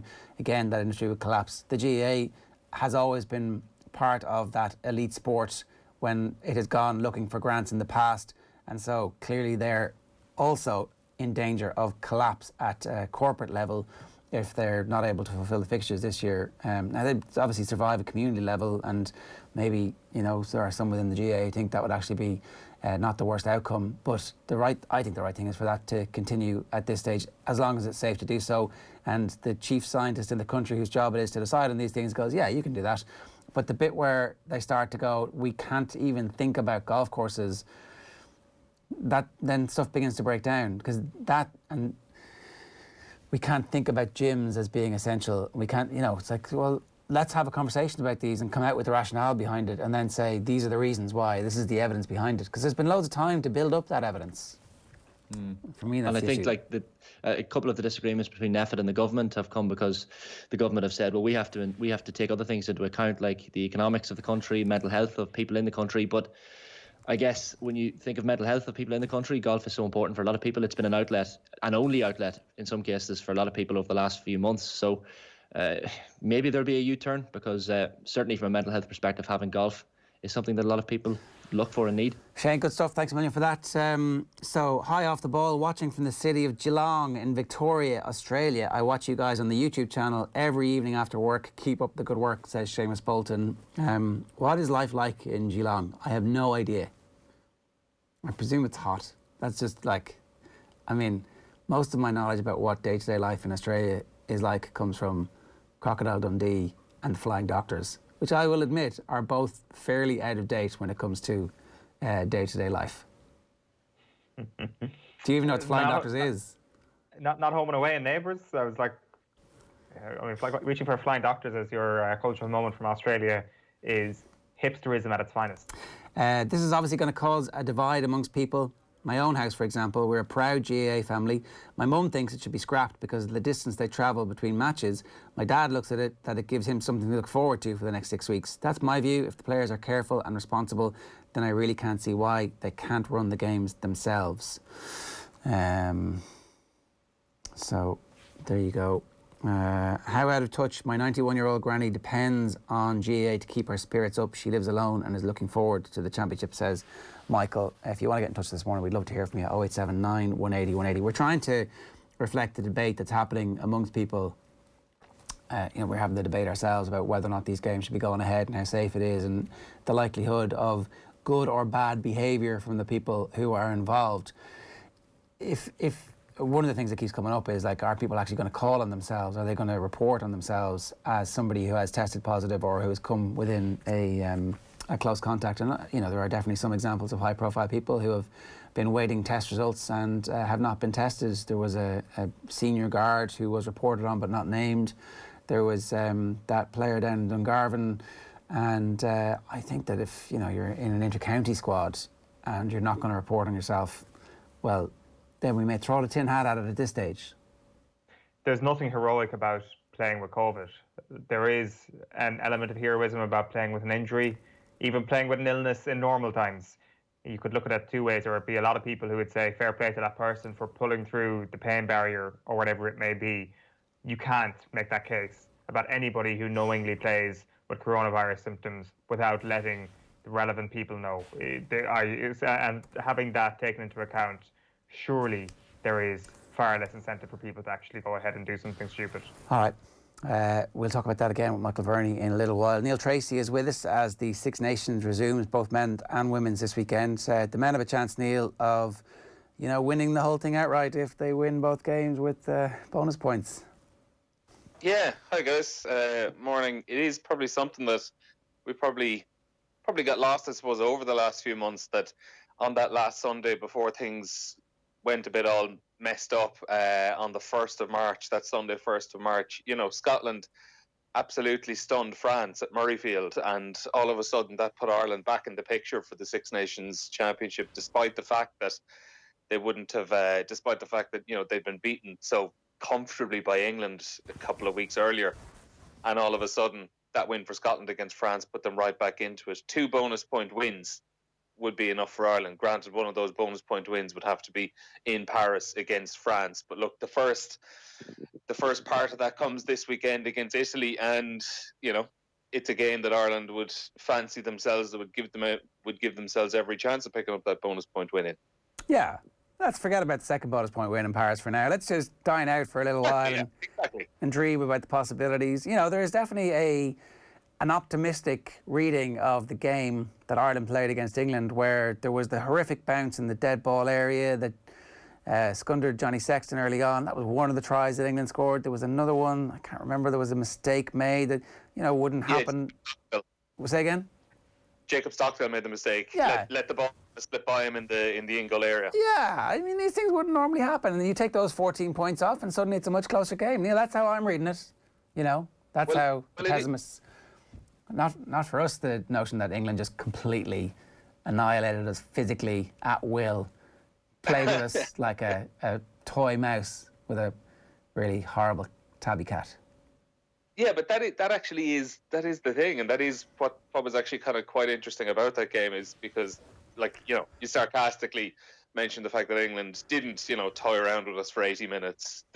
Obviously they did, but despite all that, it was two just simple mistakes that actually led to the points being put on the board for the English victory, and that is I suppose a strange one. It's probably one of those games as well where, you know, like, those things might necessarily have happened on another day, but, you know, England's actual dominance might have shown. But it probably puts Ireland in a position where they probably weren't as bad, or they probably aren't as bad as they looked that day, because, you know, they somehow managed to stay in it.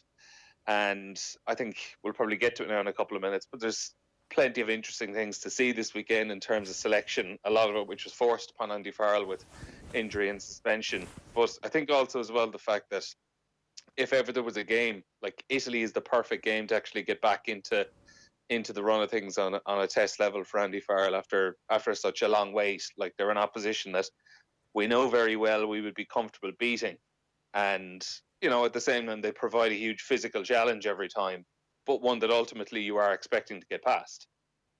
Tell us about the team then. A bit of a surprise?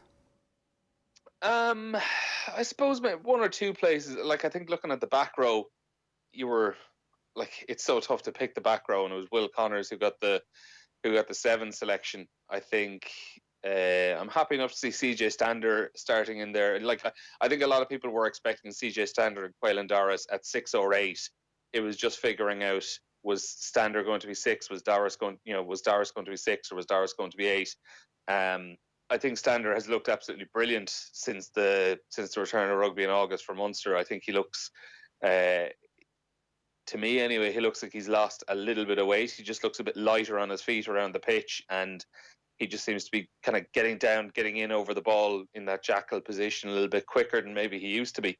So I think he's well deserving of his place, and Caoimhe Doris has just been absolutely outstanding for the last 12 months.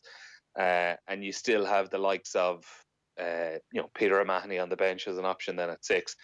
And then, like, it is incredible that I'm sure 12 months ago, if Josh van der Flier wasn't around for an international game of rugby, we would have been talking about how big a blow it was that someone like van der Flier wasn't going to be available. And here we are in a situation now where he can't make the match day 23 because all of a sudden you have someone like Will Connors, who has just come from nowhere in the last 12 months and has been put in there. I think Connors has been put in there in large parts because one thing they do have is that they do have a lot of good, strong carriers, particularly in their forwards. I'm thinking the likes of Jake Pelledri for one, the Gloucester flanker.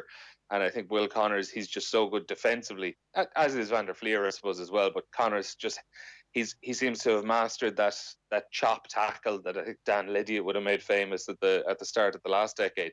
And it's going to be really interesting to see him. And then I suppose in the back line, we were probably trying to figure out with Jordan Larmour and Will Addison out what way was fullback going to go. And interesting that Andy Farrell has given Hugo Keane the run, but not at fullback, but at wing.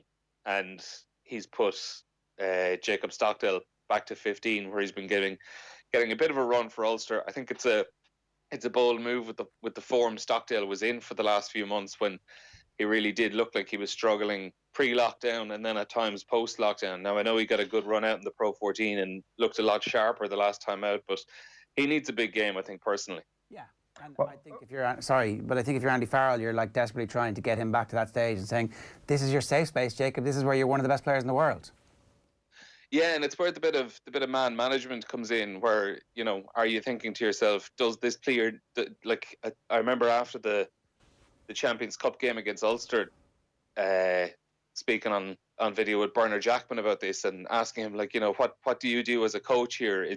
Is this the time to put your arm on the shoulder and say, do you know what, you're going to play yourself out of this, we're going to give you all the support you need? Or is it actually the time to to drop him and to say, look, you just haven't been up to it, and you need a bit of time away, and you're going to force your way back into this team eventually, but for now you just need a bit of time away. And Andy Farrell has obviously gone with the support approach, where he's allowing himself to play himself back into form. Maybe partly it's because it was injury enforced, and possibly if Andy Farrell was missing all of these frontline or squad players as well, like Jordan Larmour and those lads, if he was to leave out Jacob Stockdale, would that just be an even bigger blow, the fact that he'd be looking so far down the pecking order? What I am interested to see, though, is just Hugo Keenan. He's someone who, slowly but surely was just getting a little bit of a run for Leinster, and it's kind of funny just that up until the lockdown, when he started getting a run on the wing, he always would have been playing at 15, pretty much up until the lockdown as well. Jacob Stockdale would have been playing on the wing, and here they are now swapping jerseys in 15 and 11. Is it back to the old question of defence then, that Stockdale is a little bit more insulated at 15 than Keenan would be? Or Keenan needs to be, I should say?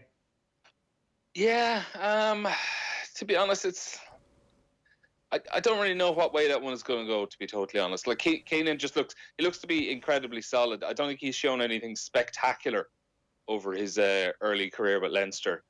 We just know he seems to be very capable all round.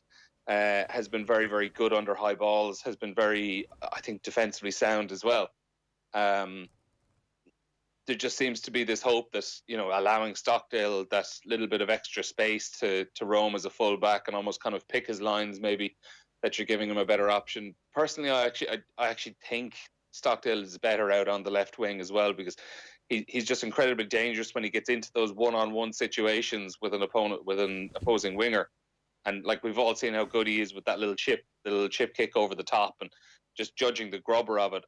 I don't know. Personally, for me, I think he's a better player on the wing. I don't think I've seen enough of Hugo Keenan either at wing or fullback. He's still in quite the early stage of his career to make a call on him either way. Is it your instinct, and this is the last question for you, is this your instinct that this is actually the team that's also going to start, barring injuries, for the game in Paris, or has he picked two separate teams?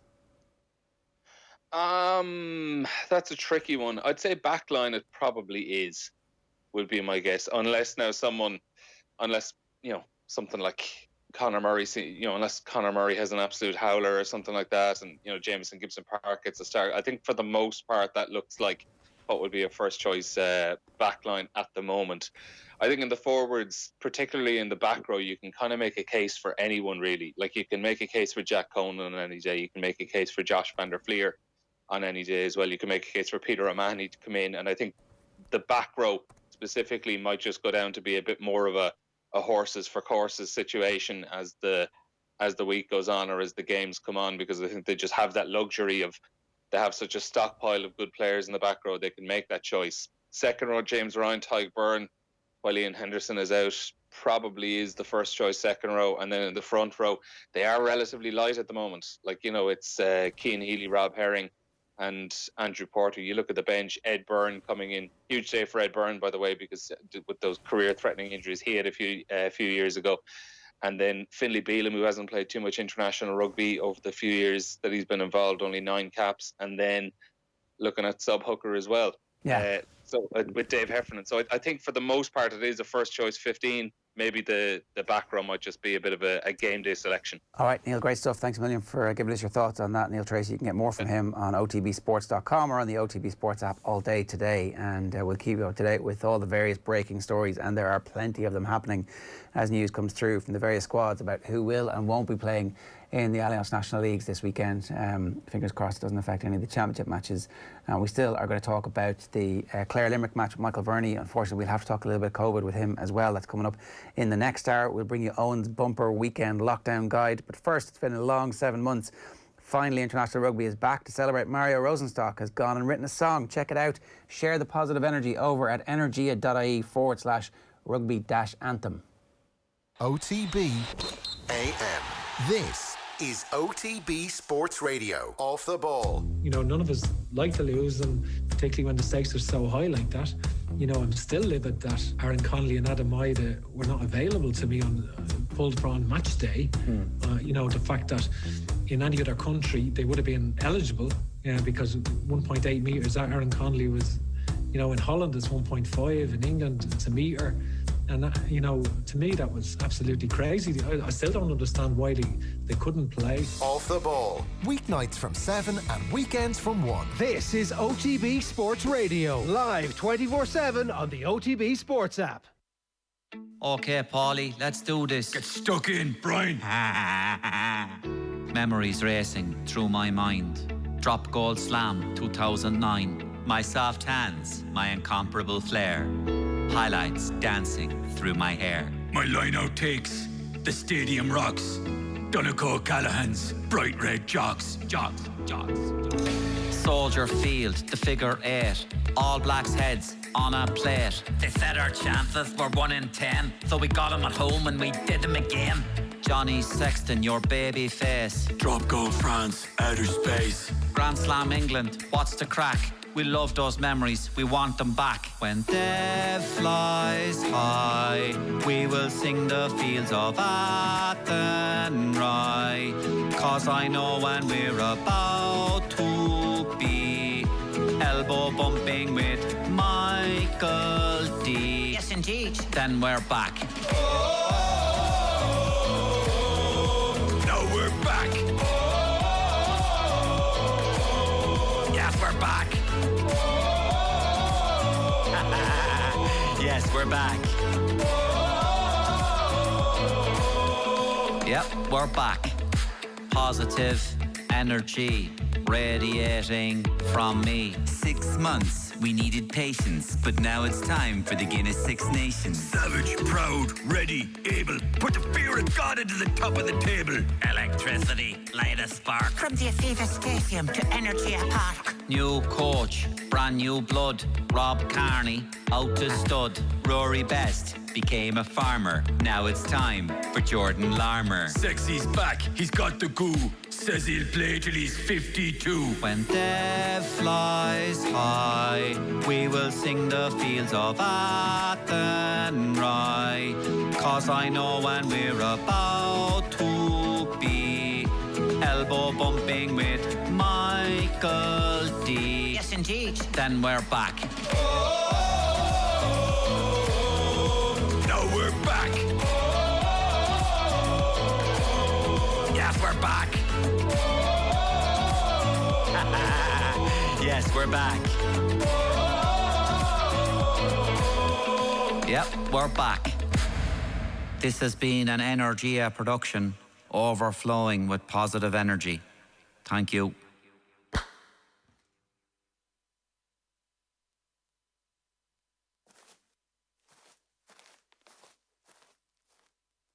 Here on OTB, the big names keep on coming as part of our Cadbury FC series of remote roadshows. So far, we've had in-depth chats with Gary Neville, Teddy Sheringham, Packy Bonner, Shay Given, Saul Campbell and Ian Wright. And coming up, we'll be speaking to Glenn Hoddle and Harry Redknapp. Stay tuned to OTB Sports social channels for full details on where to catch our next show, and go to otbsports.com to check out our previous remote roadshows. It's all with thanks to Cadbury FC. Check out cadburyfc.com for updates on promotions and giveaways. OTB AM. With Gillette, we don't just play the game, we change it. Gillette, made of what matters. Right, you're very welcome back. 4 minutes past 9. It's an unbelievably busy weekend of sport. It starts on Friday, really, with the Ireland-Ukraine game. Eoin, you've sifted through, you've been practicing sitting in your jocks for 36 hours straight with drool coming down your chin. What are you doing this weekend? What am I doing this weekend, really? I am going to sit on the couch for the entire thing, really, and so should you. This is a different sort of lockdown. This isn't the Tiger King or the normal people lockdown. Remember, those things... I like normal people. Normal people was great. Don't tar it with Tiger King brush. Tiger King was rubbish. You all lost your minds about this absolutely crap TV show that made no sense, that was like 15 episodes too long, and it was a waste of all your time, and now they're making a movie of it. It's even worse. Don't mention Tiger King in my company again. It was rubbish. I only actually got through one episode of Tiger King, which shows that, you know, I'm a better person than you, really, that I managed to only watch one episode of the thing. Hats off. This is a different lockdown, very different type of lockdown, because there is actually sport happening. It transforms lockdowns. It might lead to maybe a few disagreements maybe between friends, between the WhatsApp group. It might be a little bit more spicy this time. And as you said, this weekend is a fairly packed one. So your number one aim, if you're working from home, if you're doing anything that involves being that needs your attention on Friday afternoon, you need to ensure that those commitments are sewn up by around 4:30, 4:45 at the latest. If you're working from home, close your laptop at 4:55, get on the commute to the couch in front of your TV on RTE for Ukraine against Ireland. It is the European Championships qualifier. That's a 5 o'clock kickoff. And also, your beloved Aston Villa are playing on Friday night. It is a double-header of football action. It's Aston Villa against Leeds United. Are Villa almost more exciting to watch than Leeds United at this point? Am I allowed to say that? Yeah, is that sacrilege to suggest that Leeds United aren't actually as exciting as they were built to be? Whatever, hipster nonsense.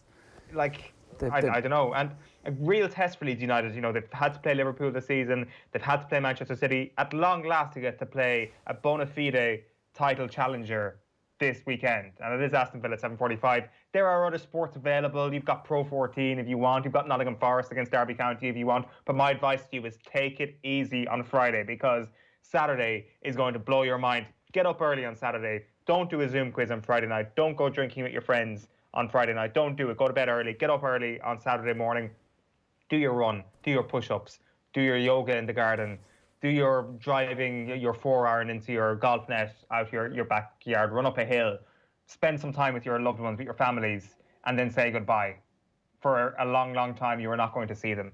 Shut your room in with the people that you know love sport, and say goodbye to everybody else, because early, 12:30, Premier League kickoff, West Ham versus Manchester City is how things get underway. Then you're going to need to start not only dual screening, but triple screening from 2 p.m. because you got Kerry against Donegal on air, you've got Cavan against Roscommon on TG Cahir. Both of these games could decide Division 1 and Division 2 respectively. I know Phil said earlier on that Roscommon are promoted. They're not promoted yet, and they've had coronavirus tests, positive tests in their camp this week. That could be a bit of drama on Saturday as well. So that's your triple screen situation. And then if you think that you're getting away with just 2 screens for a while, well, then you've got another thing coming, because at 3 o'clock, it's El Clasico time on Premier Sports. Barcelona at home to Real Madrid in that one. Then at 3:30, it's going to feel like it's February all over again. Ireland against Italy in the Six Nations Alliance Leagues. Six Nations all on at once. It will feel like it's the springtime. It's not. The winter's only getting started. That is the bad news. But the good news is that the day is only getting started in terms of your sport. At 5:30, after the Six Nations is done, you've got Manchester United against Chelsea in the Premier League. It's on Sky Sports. And then also on Sky Sports, half an hour later, the Championship begins. It's Dublin against Laois. It's knockout. It's Leinster hurling. Laois knocked Dublin out of the Championship last year. Will they get avenged? It's a 6 o'clock throw-in in that one. Then more Six Nations action at 6:30. It's Ireland's women's team up against Italy in that one. And then the late Premier League game on Saturday night is going to be interesting as well. It's Liverpool against Sheffield United. Will there be a moment's silence for Virgil van Dijk before kickoff? Who knows? It's on Premier Sports. It kicks off at 8 o'clock. Then you've got a little bit of time at halftime in this game. So about 8:45, you can have your second meal of the day. So I'd advise you to have like a big fry-up at 12:15. And then you get to eat again at 8:45. You're not allowed, no bathroom breaks, no speaking to your family, nothing between 12:15 and 8:45 on Saturday. If you want to do this, you've got to do it properly. This is lockdown 2.0. Nobody's messing about. You watch the second half of the Liverpool game, and then maybe start dual screening in the second half of the game for the UFC 254 card at the main event, which is expected to get underway at around 10 o'clock. Khabib against Gaethje on BT Sports box office, slated for shortly after full time. Again, I'd advise you, once that is done, go to bed early. Say goodbye to your family once again. Maybe text the WhatsApp group. You don't have time for conversations. Don't pop into, don't even call your friends. Don't pop into anybody else who's in your house. Just go straight to bed. Drop them a WhatsApp. I don't know what else you want to do. Wake up early then again on Sunday is the next key thing. And what happens if you wake up early on Sunday? A Scottish Premiership game tends to be live. So you start your day on Sunday with the Scottish Premiership. It's Aberdeen against Celtic at 12 noon, straight into the Premier League at 2 o'clock, which is Southampton against Everton. But you're going to be dual screening for this one again, because Galway against Dublin's on TG Cahir at 2 o'clock. You've also got deferred coverage straight away after that. You can turn off Twitter, turn off WhatsApp. Don't let any live scores get into your universe, because you got Mayo against Tyrone and Monaghan against Meath with deferred coverage. All those games obviously to determine who is the Division 1 champion potentially, and who gets relegated from Division 1. And then the big one, 3:45, the big match of the weekend, arguably, Clare against Limerick in the Munster Hurling Championship at 4:45. And then at 4:30, you're back in the dual screen action again because it's Wolves against Newcastle on Sky Sports. And then it's Red Zone time. Or actually, I'm suggesting you focus on one game, because Red Zone as a dual screen activity is dangerous for your well-being. It is just too much of an assault in the senses. You can do Red Zone on its own, but you can't do Red Zone and Wolves versus Newcastle and Clare against Limerick. You can do Pittsburgh Steelers at Tennessee Titans on one screen with the other two if you want. It is two unbeaten teams going head-to-head at 5 o'clock on Sunday evening. But it's not done there. You can't just sit back and look at the chest-beating athletes from the United States take you home. No. Arsenal against Leicester City is 7:15 on Sunday night. It's on Sky Sports Box Office. It is a game that exists in the Premier League, so it's probably going to be mental, and you're back into the NFL for the night. If you want to pick one game, I'd be keen to hear your advice here, but I'd be picking Seahawks at the Cardinals at 8:05. A nice time for the Irish audience. And of course, it is an NFC West divisional rivalry. And that's it. That is your weekend, and that's not even including Friday, or that's not including tonight, and not including the bank holiday Monday. Or the golf.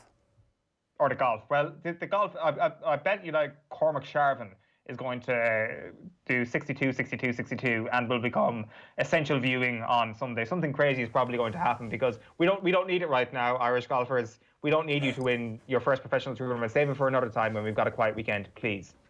Okay. That is all also available to read if you need some of the details about what you should be watching this weekend and when and where you can watch it. It's all available on the OTB Sports app. Owen has done all that work so you don't have to. Now let's get back to the big stories of the day. OTB AM is live in association with Gillette. Good morning. Start with Gillette, giving you the confidence to tackle the day ahead. Michael Verney is with us. Michael, good morning to you. How you doing? How are you, Ger? And delighted Eoin came up for air there. Jeez, he was going for a long time there. nearly as long as you went that time that you were doing all those push-ups. What's your plan for lockdown 2.0? Are you doing the 2 hours 2,000 push-ups challenge? I don't know. Yeah, we might have to come up with something creative. All right, yeah, we'll see. Give me a bit of thinking time for it. It is a bit different this time because there are going to be games that are going ahead. Some games that I have some doubts about now I want to talk about because we've been in touch this morning with a source close to the Offaly camp, and they've told us that they're a bit surprised by what's happened over the last while. So if you're just coming up to this story at the moment, Michael had it in the paper that Offaly at the moment, according to the HSE, are going to have to essentially give a walk over to Kildare this weekend because a lot of their team have been deemed close contacts. This is very interesting because we've got some more detail on it for you this morning here. So the decision by the HSE to deem all players and backroom staff of the Offaly hurling team is not in line with the GAA guidelines that have been agreed regarding close contacts and casual contacts with the HSE. They're insisting that they're one of the top counties with adhering to COVID protocols. There's one case on the panel after minimal indoor activity. We know that the Offaly hurling panel are all undergoing the GAA's rapid testing programme today. And our source told us if the HSE recommendations stand as they are, they will all have to isolate until next week and therefore cannot fulfil the fixture against Kildare. And our source close to the Offaly camp maintains that those HSE recommendations are not in line with what was agreed with the GAA. So I guess, Michael, we're in a slightly, we're not in Kansas anymore, Toto territory, where people believed in good faith that they were doing the right thing, and now they're being advised that actually that wasn't enough. Yeah, no, I was very taken aback by this, Ger, just because of the whole self-isolation thing. I've seen in other counties, obviously, there were a certain maybe number of players or a couple of backroom team that were deemed close contacts maybe to a positive. I know in Roscommon at the moment, they've identified a handful of close contacts to the positive case that they have, and those people are self-isolating. But in Offaly, and it seems to be, I don't know, but depends on nearly who you're talking to within the HSE, that maybe different guidelines are being given out for different cases, depending on who you're talking to. But the fact that they have to self-isolate, like all, what are you talking, probably nearly all 40 of them between players, management and backroom team, just seems, it seems a bit bizarre because it's not in line with anything that we've heard so far. And as well as that, like, they're all going to undergo rapid testing, obviously, today, but time is fairly of essence. Like, if they're being told to self-isolate for 14 days, that's until next Tuesday, I think. So that would mean that they can't play any part at the moment in the game at the weekend. They're obviously going to be tested probably today. They probably have results back tomorrow. But as I said, time is of essence given that the game is on Saturday. So everything looks really up in the air at the moment. I think even just chatting to a few lads around the squad, they were very kind of taken aback by the fact that they were all told to self-isolate yesterday. I think a message went into their WhatsApp group yesterday afternoon. And it's not in line with what we've heard going on in other counties at the moment. Like, there's no, and I was chatting to John Kiley last week, the Limerick manager, and he was saying that even if there was a positive test within their squad, the fact that they're all travelling alone to train, and the fact that if any time they are inside, their buildings are unbelievably well ventilated, they're keeping space from everybody, that the number of close contacts would be very, very small if there was a positive test. So I'm very, very surprised with what I'm hearing from Offaly, and I know they're very, very surprised about it. They were preparing for a championship game on Saturday, and as of now, it looks like they're preparing for a backdoor game in the Christy Ring Cup the week after, when all players will be out of self-isolation. So it's that situation is fairly muddled at the moment. Yeah, and that's the last thing that everybody needs in terms of getting some confidence that these games are going to happen as they're scheduled to, when it looks, and certainly that's what the Offaly camp are saying, that they adhere to all the protocols, and I've no reason to doubt that. You think of the people involved there, they're high quality individuals who believe in science and who have always kind of set very high standards. So you would assume that they've brought that same standard to bear when it comes to following the protocols, because if you don't, then you're not going to be able to fulfill your fixtures. And look, you would hope that an intervention can be made, and somehow people can get to the very bottom of exactly why in this one case the whole panel has been deemed close contacts. I mean, you know, when you just think about what that would require, they'd basically need to have been getting change in the phone box together. Yeah, no, it doesn't seem possible, Ger. It really doesn't. Someone got on to me last night actually saying to stay loose, because they're thinking that myself and maybe 20 or 24, 25 ex-players will have to fill the breach, but hopefully that won't happen. I find it it's kind of hard to get your head around. Like, anybody I had said it to would say, is this not what the rapid testing is in place for? People get tested, they come back negative, and they're free to play. But this close contact rule seems to be a bit muddled there at the moment, and I can't understand how everybody associated with the squad has to self-isolate for 14 days at the moment. It doesn't really make sense with everything that we've seen up until this point. Okay, I want to read you a WhatsApp that we got in from a friend of the show, Johnny Kennedy, who runs the Long Hall pub in New York City in Manhattan. It's a great little boozer, and he's been in touch with us loads over the time, and we know him really well, and he's always had brilliant contributions to make to the show. So a little note regarding the championships going ahead. We can all see both sides of the argument. This year, well beyond all other years, the Irish away from home need this more than ever. 95% of them didn't make it home this summer. Most won't make it home this Christmas. That's going to be a first for a lot of young people. It's very difficult for both the person here and the family at home. So to be able to have championship football and hurling means so much to people all around the world. For us in New York, we all hang in so many different circles, guys and girls from all different counties, so it's constant banter about each other's county. You don't get that at home as much. Then the phone calls home. Generally, parents aren't as good on the phone. You'll get, here, I'll put you on to your mother after 2 minutes talking to dad. I think we all know that. But when you've GAA to talk about, that could result in 2 phone calls a week with the father for some lads. I have a friend from Offaly. He'll speak to his dad about the squad leading up to the game. They'd often chat at half-time and always at full-time. How beautiful is that? After sport, what do many fathers and sons speak about? I can only speak for New York, but let me tell you, it's the loneliest city in the world. There's a lot of single, older Irish people living here with the bars closed and no GAA on. That's a long winter ahead for these people. We want people to be safe and healthy at home and abroad, but please do not underestimate what the GAA Championships will do for loneliness and homesickness. Cheers, boys. Johnny Longhall. I read the whole thing there, Michael, because ultimately you can make a case that these games should not be going ahead, and I wouldn't hold it against anybody who makes that case. And you can make the case that these games should be going ahead, and on balance, I kind of feel a little bit in that camp, but I completely understand the other side of the argument here as well.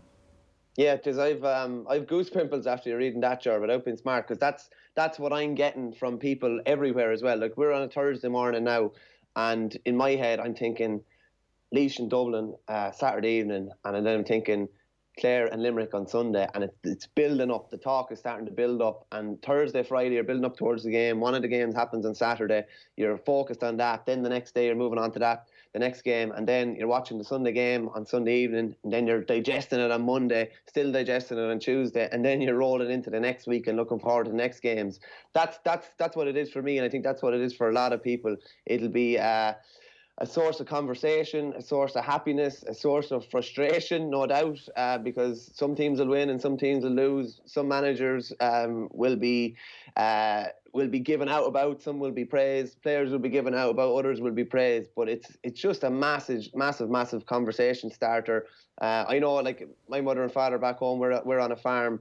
They'd normally be, working all day Saturday and all day Sunday. They have their work scheduled around games on RTE and on TG Catter at the moment. They have all their work done, and then they'd make sure and go and look at the games, just because, I don't know, it's a focal point for the weekend for them. They can't go and play cards in the pub like they normally would. They can't go and meet people like they normally would. The march for my father isn't the same as it normally would be. So games are the things to kind of talk about now. So that's kind of one of his focal points over the weekend. And I think that's the case for an awful lot of people. I do agree with you. I have no issue with anyone that opts out or is concerned or anything like that. Definitely not. But I do think people need games. Like even Eoin went through the list of things going on over the weekend, and it excites you again, and it's a different type of lockdown as a result of that. If there were no GA games during lockdown, I think it would be a pretty lonely place. So I know I'm looking forward to it, and I hope everything goes ahead. There's going to be little hitches and there's going to be little speed bumps along the way, but just imagine the lead up until Christmas with the hurling All Ireland on the 13th, and I think the football on the 19th or the 20th. It would definitely shorten the winter for us big time. Yeah, and obviously it's fraught with danger and it's fraught with difficulty, and so you just got to minimise the danger and the difficulty as much as possible so that we can begin the experiment of learning to live with COVID as part of our day-to-day lives, because we haven't done a great job of it up to this. Like, everybody got a little bit relaxed over the last couple of months and went a bit mental, and now we're all getting locked down again because of that. And I don't know, maybe this is maybe it's completely pointless and maybe it's completely unnecessary, but like I can't see how it's pointless, and I can't see how it's entirely unnecessary. I definitely see the arguments against it, but equally there are some pretty valid arguments for it going ahead. To that point, it feels like one of the biggest games of the year is happening on Sunday, and we haven't really analysed too much about what's likely to happen, because a little bit we don't really know what form Clare and Limerick are in today. Yeah, it's less about the tactics and the systems and now, and it's just more about the game actually happening. It's harder to handle. You don't have anything. It's like in racing terms, it's like a 2-year-old maiden where you haven't seen any of the horses running before. You don't know what you're going to get. You're not really sure what you're going to get on Sunday. But given that it's a Shannonside derby, given that Clare got an awful shellacking off Limerick last year, and Clare are obviously the only team to beat Limerick the year before when they did win the All Ireland. There's loads of intrigue about it. You have Brian Lohan, obviously Clare legend, taking his first championship game. They're missing a lot of players. I think the 4 starters from the 2013 All Ireland replay win.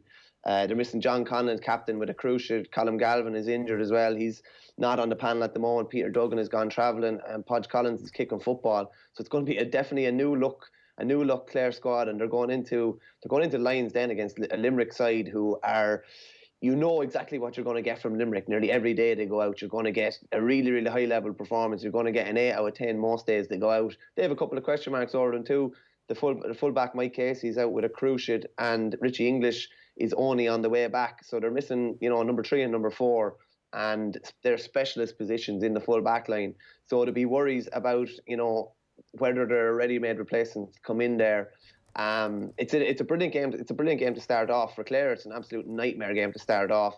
I find it very hard to get away from Limerick in this one, and you'd be looking at then the possibility a Limerick and Tipperary Munster semi-final on Halloween weekend, which would be absolutely unbelievable. The reigning Munster and League champions coming up against the All-Ireland champions. And just on the Clare and Limerick game, I think a lot of people have forgotten this is basically a de facto league final as well. So it's a Munster quarter-final doubling up as a league final. They both finished top of their groups in 1A and 1B. So I don't think there'll be much celebrating a league title at the weekend, but the winner will end up league champions. Tony Kelly was on the show this week, and he's doing a lot of media this week, Michael. And you do get a sense from Clare that they're very well aware of the fact that Limerick are not only favourites for this game, but are quite comfortable favourites, I understand, given the injuries that you mentioned, and given how a lot of people will have them picked to take Liam McCarthy back home to Limerick once again this year. That has to be a driving factor for someone like Brian Lohan, for a team that still has a lot of that experience from 2013. Well, it's like this, like Brian Lohan never lay down as a player, and I'm sure any side that he's on the sideline with are definitely not going to lay down, but it is going to be a new look kind of a Clare team, looking like Eibhear Quilligan to be in goals and Liam Corrie will come into the full back line. They'd both be championship debutants, it'd both be their first starts anyway. Looking like Tony Kelly and David McInerney midfield, Aaron Shanaher and Aaron Cunningham. Aaron Cunningham was away for the last 2 years. They look like they're going to come into the full forward line. Interesting one for Aaron Cunningham as well. His dad, Alan, is a really, really highly respected coach, and he's in with Limerick. So what the breakfast table and dinner table discussion would be like at the Cunningham household this week would be fairly interesting. I was chatting to Aaron earlier on this year, and I asked him, he was away for the last 2 years travelling, and I said, with your dad being involved in Limerick, does that make you support Limerick? And he didn't even fudge it at all. He just said, in no way does that make me support Limerick. If anything, it goes the other way. So he said they wouldn't be talking hurling this week. I can't believe it. What is breakfast actually like for that family? Like, who's going to blink first?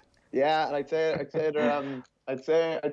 Aaron's mother, is put in a fairly awkward position at the breakfast and dinner table there as well. But they said they don't talk about hurling at all. And Aaron said as well that his dad was probably delighted in a way to have that he was away for the last couple of years, just so that there was no awkwardness or anything like that, and that he wasn't plotting against his son. But it's an interesting, it's another little kind of a layer of intrigue to that game. It's very hard to get away from who Clare are missing, though. Like, it's one thing having those good lads like Aaron Shanahan or Aaron Cunningham to come in, but the fact that those guys won't be on the bench now to bolster the game, bolster their kind of charge with 15 or 20 minutes to go, you'd imagine that takes away a lot from Clare. As well as that, when you have a new manager coming in, Brian Lohan is in that situation, Kieran Kingston, and we just say like Shane O'Neill, Liam Cattler in that situation as well. It's in a very difficult position to be coming in, to have had a squad, we'll say, from last November to March, and just be learning about your squad in your first year, and then not have them for 6 months. I'm not saying you can't trust players, but you don't know what they're going to do within that time off. They don't necessarily know the style of play that you're trying to develop. That would all be cultivated on the training pitch. Whereas you look at a Davy Fitz maybe in Wexford, they all know exactly what they're supposed to be doing. Brian Cody in Kilkenny, they know what they're supposed to be doing. John Kiley in Limerick as well. So I definitely think managers who have been there for a couple of years and have all those systems in play and make sure that things run really, really smoothly, even when they're not training, I definitely think they have a massive advantage coming into the weekend. So I do think the deck is definitely stacked against Brian Lohan, and I believe they've conceded 10 goals in their last two challenge games as well. They took up a fair beating from Kilkenny a couple of weekends ago, so they're definitely up against it. But you will be expecting a big, at least a big hour from them at the weekend. And I think Limerick know that Clare aren't going to roll over against them, but very, very hard to see Limerick not coming away with this. Probably 5 or 6 or more, I'd say. 6 is the spread, all right. I was kind of surprised by it, and Clare are massive outsiders, 4-1 in a 2-horse race in a sport, particularly at this time of year, where some wild stuff can happen. Yeah, no, going back to the players that they're missing 4 All-Stars. They're missing John Conlon, who was, should have been nominated for Hurler of the Year 2 years ago. Peter Duggan, who was an All-Star 2 years ago. Colin Galvin, who's brilliant midfielder, brilliant playmaker, brilliant sweeper. He was an All-Star in 13. And Podge Collins was an All-Star in 13 and nominated for Hurler of the Year. So when you put that down, there's going to be probably a lot of new faces around. There's still a lot of old faces that have an awful lot to offer. But Limerick could easily, Clare could easily score, 16 or 17 points, but Limerick could put up a 222, 223. they create an unbelievably high amount of chances. And they're one of these teams, I was looking at them in January and even February earlier on this year, they play this really high-risk kind of a game, high-risk possession game, playing triangles almost, creating space. And there's an awful lot of touches, and it requires really, really slick stick work. But they were able to pull it off in January and February earlier on this year. They won last year's league, obviously, as well, and are in the league final this weekend based on what they've done in kind of tough conditions. So they're perfectly suited to any time of the year. They really are a team for any season, and they're going to be very, very hard to stop at the weekend. But again, there's doubts over, this time of the year, you're going to get 10 or 11 frees. We're not even sure who's hitting frees for Clare at the moment. Yeah. Whereas we know Aaron Gillan will be hitting them for Limerick. There's so many more doubts over Clare this weekend. Okay, fair enough. That all makes sense. Michael, it is good to actually talk about the match. I think all our conversations are going to have a set amount of time for COVID. Hopefully it'll be at the end, and a set amount of time for talking about the match. But it's great to be able to talk about matches as well. Great to have you with us this morning. Thanks a million. No bother, Ger. No. Enjoy the game at the weekend. It's Michael Verney from the Independent talking to us about the match at the weekend. I just want to tell you a bit more here. 100%, Ger, if we're showing the data that shows gyms, golf courses, etc. are dangerous, then I'd accept that closure for now. This is somebody unhappy with the gyms and golf clubs closing without information being made public on the WhatsApp number for us this morning, 0879 180 180. But no transparency, no data, just diktats regardless of consequences.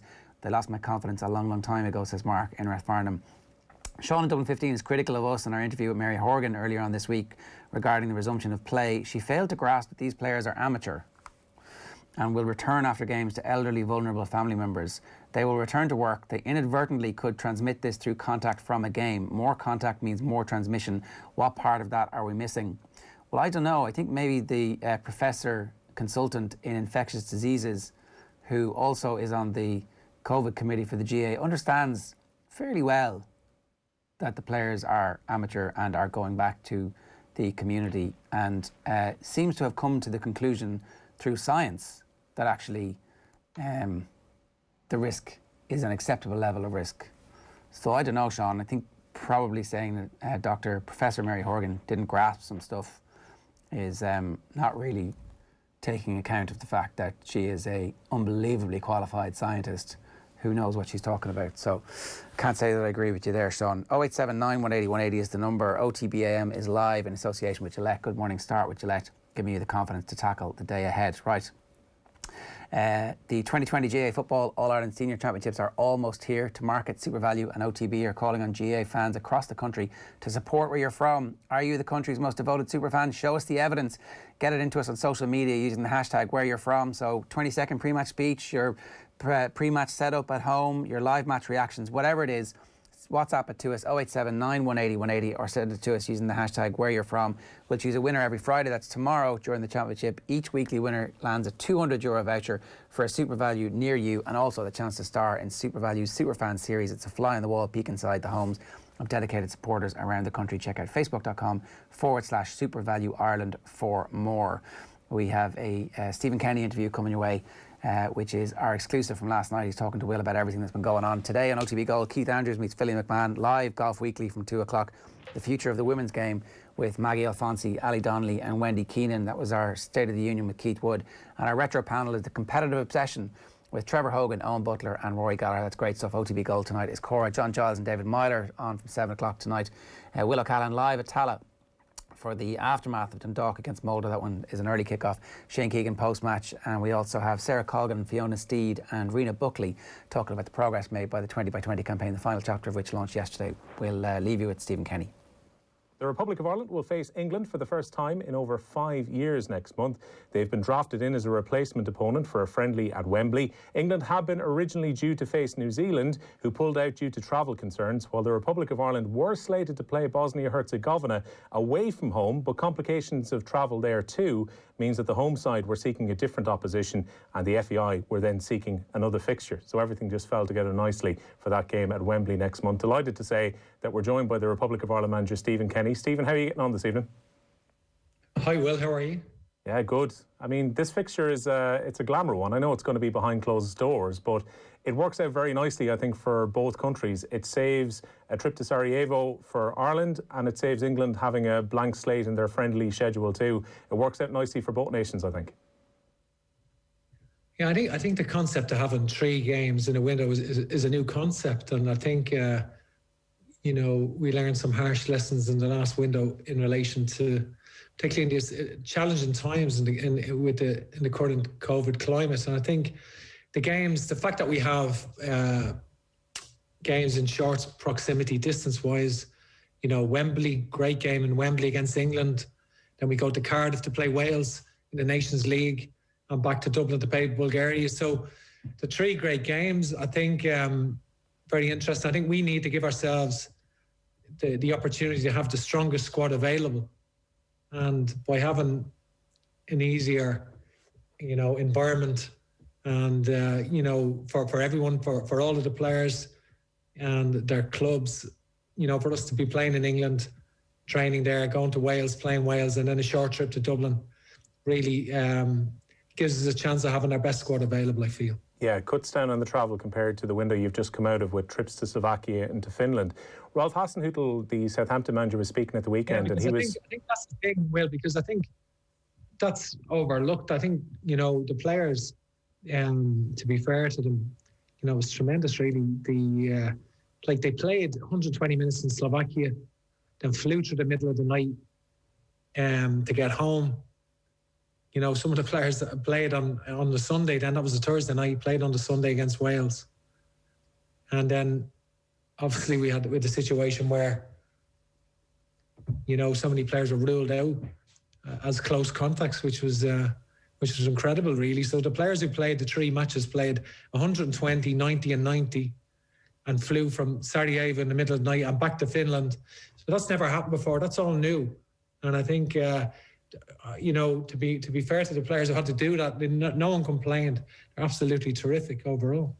Yeah, because I was just about to say that Ralph Hasenhüttl at the weekend was saying it was a big challenge for club managers getting used to this new international window, which is 3 games and the players away for a prolonged period of time with pretty quick-fire games, which is difficult in terms of keeping everyone fit and juggling squads. I'd imagine as an international manager, it's no easier than it is for the clubs having to get through 3 difficult games in a very short period of time. I would never complain about that, Will. I think it's great that, listen, it's an amazing opportunity for the players to play for Ireland, and for all the coaching staff to be involved. It's amazing, and to have one game in the window, 2, have 3 is terrific. And once in normal circumstances, you just manage accordingly, and that's we're not complaining about that. It's the way it will be. Even the World Cup qualifiers in March are going to be 3, I believe, in the window. So I think that's the way it is, and I've no complaints about that at all. You just have to, everyone is in the same boat. You just have to you have to plan accordingly.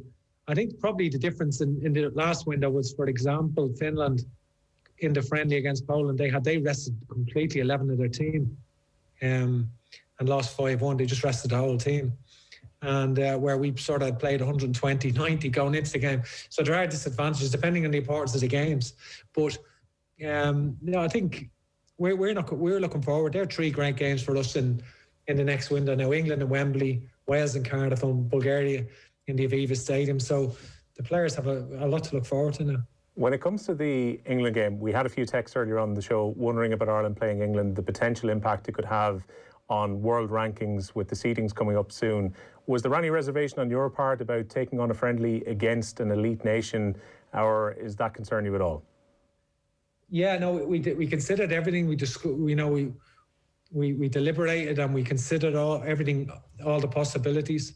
We took advice from the medical team. We took advice from all parties. I think the key thing for us was having we don't want to be going. Last week against Wales, we went into the game without 13 of our squad, 13 players. We had, and that's not include. I'm not including, the Troy Parrots and the Darrell Lenahans who pulled out earlier. I'm talking about, initially Seamus Coleman, Harry Arthur. Then we obviously, in the match against Slovakia, we lost David McGoldrick and James McCarthy to injury. Then we lose Derek Williams. And then the close contacts, which were, Callum O'Dowda, Callum Robinson, John Egan, Alan Brown. I was picking, I spoke to all of those players on on Saturday night at training, and told them they're all in the team, told them where they're playing. They're all looking forward to playing. Robinson, O'Dowda, Alan Brown, part of our attacking players. We hadn't got Aaron Connolly and Adam Ida because they were obviously in their bedrooms at home, respectively in Brighton and Norwich, because they were isolating as close contacts of a false positive. So it was outrageous, really.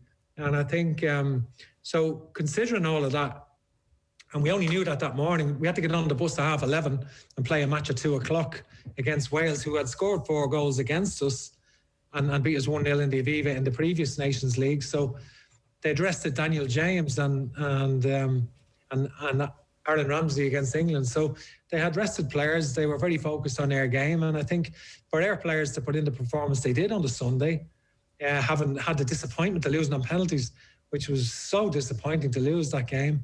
And then, it only speaks volumes for them, because we actually edged that game against Wales. I think they didn't really have any chances. We didn't have many, but we had a few key chances that we didn't take. And I think, so we probably deserved to edge that game. And I think we were, but I can't fault the players. They're absolutely tremendous. You roll with the punches when it comes to the situation, but as you mentioned at the outset, that wasn't an ordinary window that you've just gone through. I would imagine, you spend 2 years preparing yourself to take over the job. There's a very important international window coming up with a qualifier and 2 Nations League games. You could never have imagined the disruption that you had over that 7-day period. No, I couldn't, and I could never have envisaged that. And, it's been a long week this week. We're really disappointed, kicking ourselves really about that we haven't qualified for the Euros. It hurts. I think I feel against Slovakia, it is probably one of the best away displays from an Irish team in a few years. And I think, Slovakia have a very good home record. And I think for us to go and play as well as we did, obviously it was the players had to take on a sort of a completely different style of play. And, they were exceptional, I felt, in a lot of the game. And, we're kicking ourselves because we had some really good chances in the game, and we know that, and the players themselves know that. And, but they gave everything in themselves, and you can't fault anyone. I think it was a very good performance. To lose on penalties was difficult to take. But we have to accept that, and I think that's something that we have to live with. The key is to try and turn some of these good chances that were created over the last 5 games into more goals. Is that something that you get much time to be able to work on, or is that down to individuals just hitting a piece of form, or what's the secret to trying to get these chances converted into goals, Stephen? I think we need to get our best players available in the squad, and I think when you're missing so many players, as we were for Wales and Finland, 13 and 11 altogether, all of our attacking players who were involved in the game, it would have been like you're sort of taking McGoldrick against Wales. You're taking McGoldrick. We haven't been able to play Dave McGoldrick and Aaron Connolly, for example, in the same team yet. Dave McGoldrick, Aaron Connolly, Callum Robinson, Callum O'Dowda, Alan Brown, they were all gone for those games. And I think they get in the game against Slovakia, some brilliant play. I think in the game against Wales, some good play. I think in the first half against Finland, we had a lot of possession, but we weren't penetrating. And, we looked at that, and for sure in the first half against Finland. Second half, we created quite a few chances, and obviously, and the Stevens hit the bar at 0-0. And I think we had quite a few chances in that game. And again, they didn't have many either. Darren didn't really have a save, although Pookie had 2 chances in the game from one from outside the box and one from an acute angle. I think but overall the attitude of the players were excellent. I'm not concerned about that. I know that we've got a lot of potential. I know that we've got a lot of good young players coming through. We've seen 5 players come through, from our underage system, play against Finland last week. Jason Malumbi, Darrell O'Shea, who was outstanding, I felt, on the night. Aaron Connolly, Adam Ida, and Jason Knight coming in. There's more where that came from. I think there's more players coming through. I think it's an exciting period. Looking forward to the World Cup qualifiers in March, preparing for that. I think we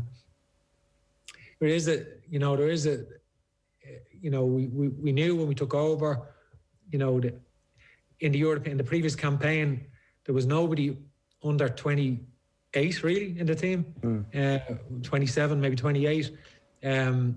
Obviously some more experienced players like Richard Keogh and Glenn Whelan have been in the squad who are brilliant servants for Ireland, and we had great careers. Glenn Whelan, great career for Ireland, but a lot of players still with a lot to give, but we've had to inject that, I think, with some really young talent and try and combine that with some of the experience that we have there, and to give us to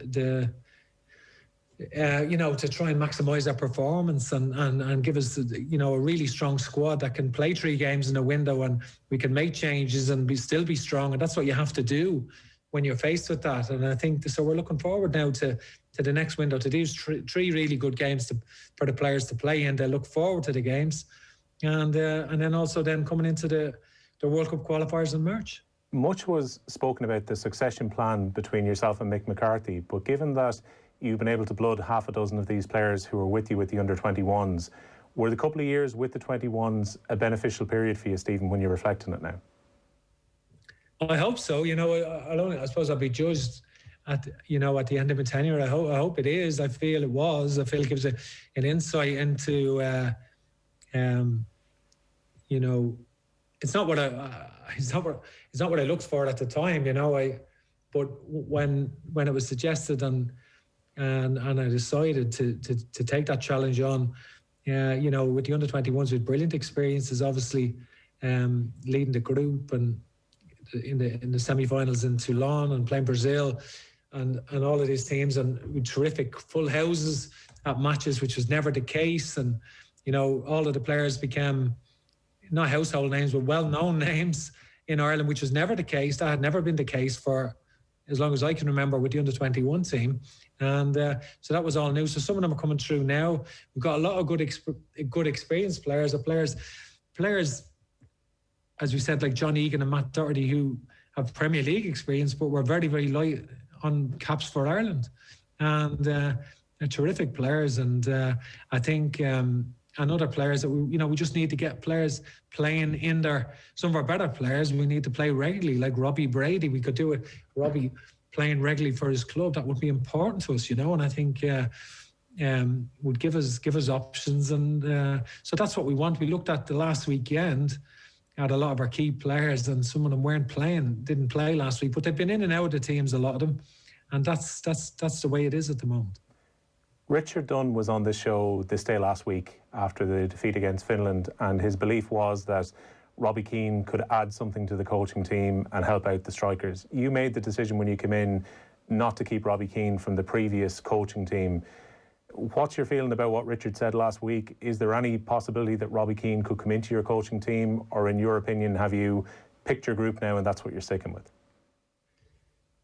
Listen, Robbie Keane was a great striker for Ireland, and he was important to Mick McCarthy for a couple of years as assistant manager. He was part of Mick's team for the last couple of years. I think Richard's entitled to his opinion. Richard and Robbie would be close, but Richard's certainly entitled to his opinion. He's a great player for Ireland also. I think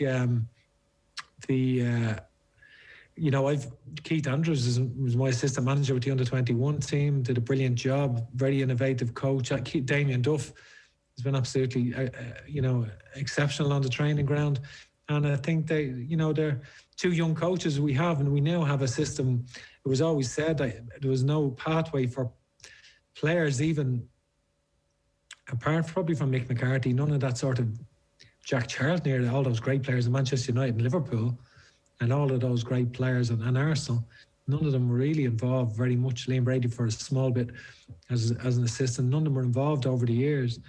But all of a sudden now, Keith Andrews and Damien Duff and Alan Kelly, who ex-internationals, are involved, and they bring a lot of they're very talented young coaches, and I think it's great to to see them work, and they bring a lot and brought a lot to attack and play. And we just, as you say, in the Slovakia game, some of the players, I know they're disappointed. They didn't take the chances.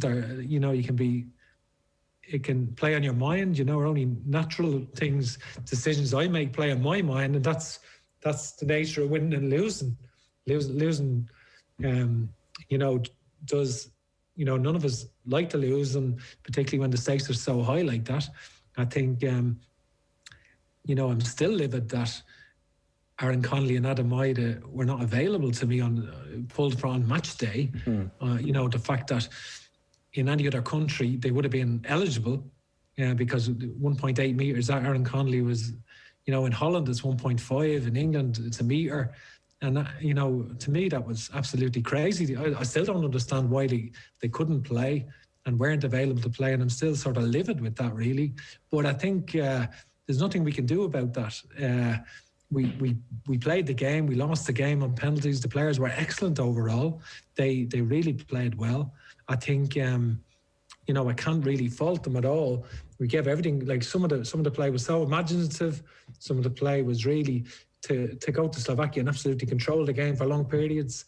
John Egan stepping out with the ball constantly was dictating the game, really. And I think they just, some of the chances we missed or we didn't take, or I've been lucky in my career, and I've been unlucky at times. And, I think we're extreme. I believe you make your own luck over time, but I just can't believe we were quite unfortunate last week. And that's one of those things. Yeah, and I'd imagine as well, Stephen, given that you've got a philosophy that you want to play, and it's very clear that Ireland have changed the way they work the ball, coming out with it. It's going to go wrong from time to time. Like, you take a short kick out and it ends up with a goal in your own net last time out against Finland. But you must be quite happy, given that you've had fairly short windows to work with the players, the way they've actually applied some of the principles that you've been putting out in the training ground so far.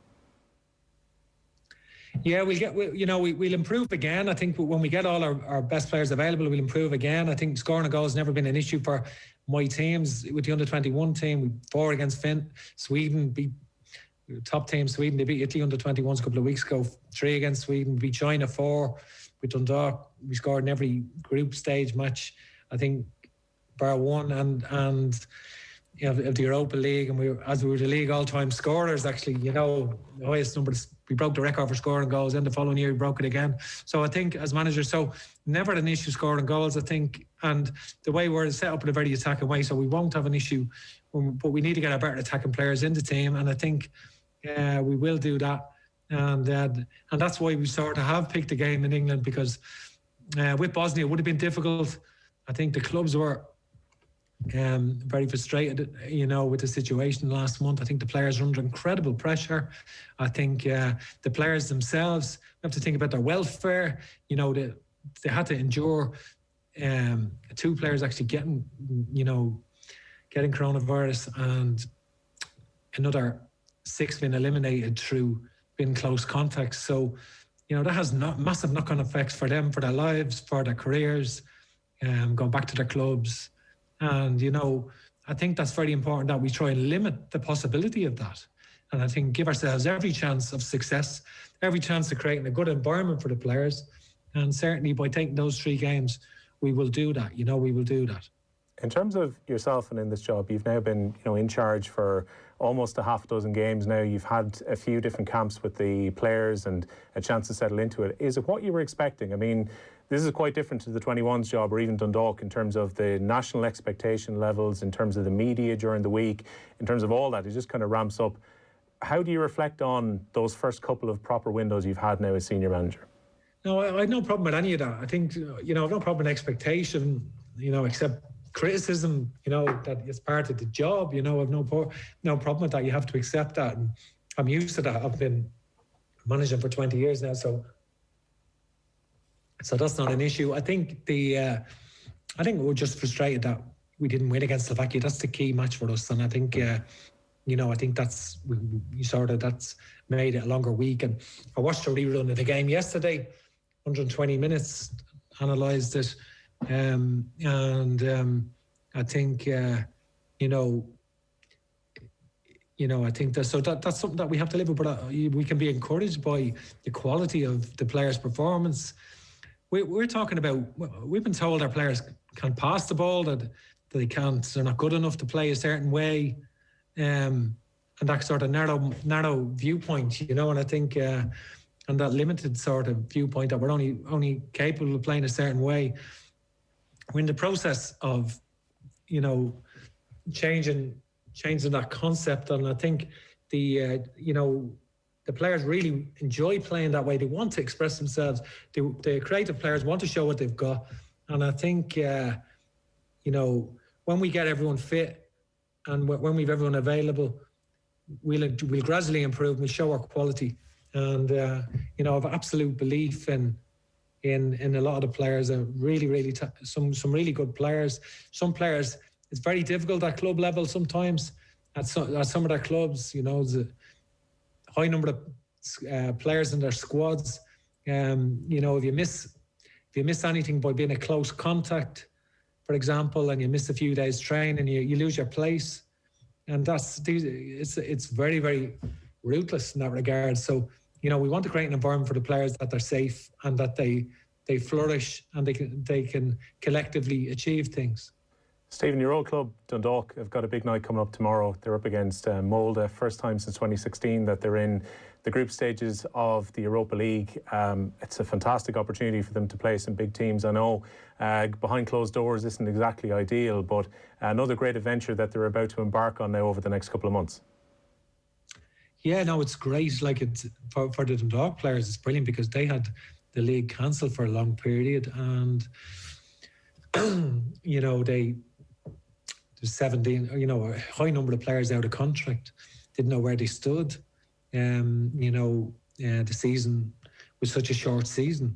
They didn't have a good season. They found themselves, quite a bit behind Shamrock Rovers, and in third and fourth position.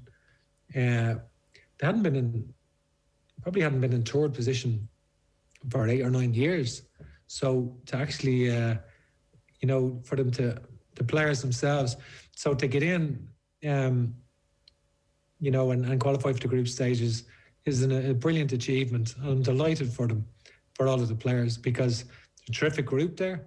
And I think Molde, the following year, you're talking about the Europa group stages when we're in, the following year we played, it was different rules then. This year you get knocked out, you get back in. In 2017 it wasn't like that. That's only a recent thing. 2017 we played Rosenborg, who obviously be the equivalent to Molde now.